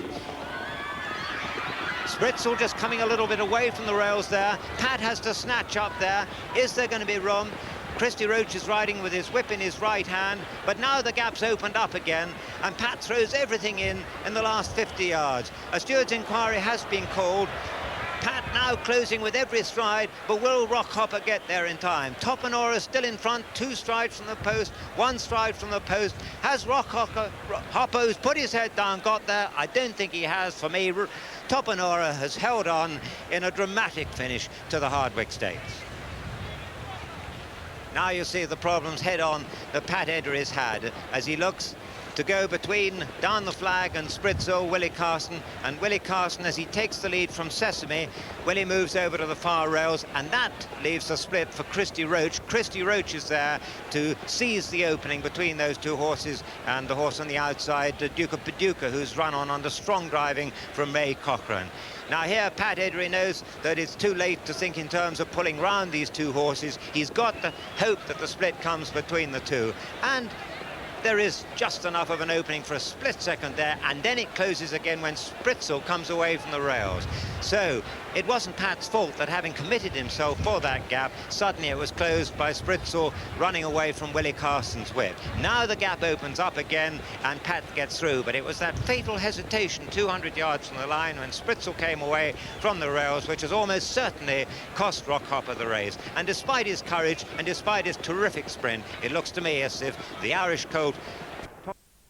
To go, that's it. Here's Peter O'Sullivan. That's it. They're under orders. Local Lass breaks fast towards the right of the picture. Thornfield Boy is very fast over towards the far side. Right up with them on the far side too is Let's Be Honest About It. Night of Mercy is right over on the far side too. On the near side, Local Lass, Amiga Menor is up there too. Over on the far side, Thornfield Boy with Let's Be Honest About It, and Let's Be Honest About It in the sheepskin noseband over on the far side may just about be in front. On the near side, Case Law, Norton Challenger and Local Lass being chased by Amigo Menor, but over on the far side it's Let's Be Honest About It from Thornfield Boy. On the near side it's Norton Challenger with Case Law right up there too. And in the centre, Notley running very fast too. And Notley has just about taken it up now towards the stand side, under pressure from Richard Perham. Notley with Farfaloo putting in a challenge in the centre. Over on the far side, Night of Mercy. Night of Mercy over on the far side, Cantoris and Amigo Menor on the near side. Amigo Menor is just about taking it up on the near side as they race towards the line. It's Amigo Menor. Amigo Menor has won it as they come to the line. Amigo Menor is the winner. Local Lass was second and Cantoris third. Amigo Menor, Local Lass and Cantoris. So Amigo Menor makes amends for having been caught and touched off last year with fourth, one of the market leaders, number 8, Notley. But the result of the 1991 Wokingham is first, number 14, Amigo Menor, owned by Mr. Frank Glennon and Mrs. J. Murray. Chorus last year, but a different trainer and a different result. There he is, right under the stands rails in the orange colours, never far off the pace. The stand side always slightly in front. Case Law with his white face showing terrific speed. He looked to have a good chance at this point. And the pale colours of Notley in a prominent position, just drifting over from his central draw towards the stand side. Local Lass was always to the fore and kept on running just about to the line. Cantoris in the red colours came from off the pace and was a good finisher. But here Chris Rudder throws down his challenge. Once again, he must have looked over to the centre and seen Pat Edry, the horse who beat him last year. But Pat's horse has got no more to give, as he, and let's be honest about it, the ones in the middle have nothing more to give. And Amigo Menor hits the front 200 yards out and goes away from Local Lass. Notley, who's drifted right over to the stand rails, hangs on each way back, will be pleased for fourth place behind Cantoris. But in the end, Amigo Menor has won it decisively from Local Lass, Cantoris. Notley is fourth and probably, let's be honest about it, fifth. Well, the head-on picture shows how the horses have all drifted over either to the centre or to the stand side. Interesting, a trend which didn't happen in the first couple of days, didn't happen in the Hunt Cup. But the stand rails, it's invariably a good run, particularly when there's a bit of rain going. And Chris Rutter, riding with his whip in his left hand, as he always does, keeps that rail. It's interesting that Chris should ride with his whip in his left hand, because the horse has got the rail on his left as well, but he's kept running really straight. Local Lass has run another marvellous race for Clive Britton, who's been knocking at the door all week, and Cantoris, the bottom weight, who got in, was the last horse to beat. That's it. And very fast away over on the far side is Boozy. Boozy and Tigani over on the far side. Rufino and Furajet showing very good pace in the centre. And Poil George also well up there. Rufino has the advantage now, narrowly on the inside. Rufino, Furajet, Tigani, and then Poil George. Archway's poised just in behind the lead. Steve Cawthon is following Furajet on LBO as they race towards the 2 furlong pole under the stands rail. It's Poil George being chased by Irish Shoal, and in the centre it's Furajet from Rufino, with LBO putting in a run now, and Archway, Lester Biggott coming there too, but LBO has taken it up now. It's LBO from Archway as they race into the closing stages. LBO from Archway, and LBO's really stretching like a good horse, and they race up towards the line. It's LBO in the lead, but Irish Shoal putting in a good run on the inside, but LBO has it sewn up from Irish Shoal on the inside. Second and third, Archway, Lester Biggott, 4, Furajet, and looking back to last place, the very early leader was Boozy. So Steve Cawthon wins his 4th race of the meeting, and the result of the Kingstand Stakes is first, number 1, LBO, owned by Mr. Brian Brackpool, trained by Peter Makin, and ridden by Steve Cawthon. Second, number 7, Irish Shoal, owned by Mr. Henry Chaloub, trained by John Hammond in France and ridden by John Reed. And third was number 6, Archway, owned by Mr. A. Heffernan, trained by Dr. Vincent O'Brien and ridden by Lester Piggott. Fourth was number 9, Furajet, and this is the winner, and what an impressive winner he was. Yes, this is the day that LBO has shown himself to be something really special. There he is, 4th in the left in the pink colours. Steve Cawthon gave him a chance in the race. Now he's picked him up. Lester Piggott's already pushed the button on Archway with the noseband and the visor, and for a moment he looked like being a major threat. Irish Shoal in the white colours towards the stand sides run a really good race, but when Steve says go, this horse quickly goes 2 or 3 lengths clear for a most impressive success. Archway gallops onto the line, but LBO, this progressive horse who won the Palace House, won the Temple, now gained his most important success in the King's Stand, and he looks a real embryo champion sprinter. He's a good 3 lengths clear of the 2 fighting for second place. Irish Shoal gets his head in front of Archway on the line, but LBO has won it decisively. Sir Steve Cawthon returning on his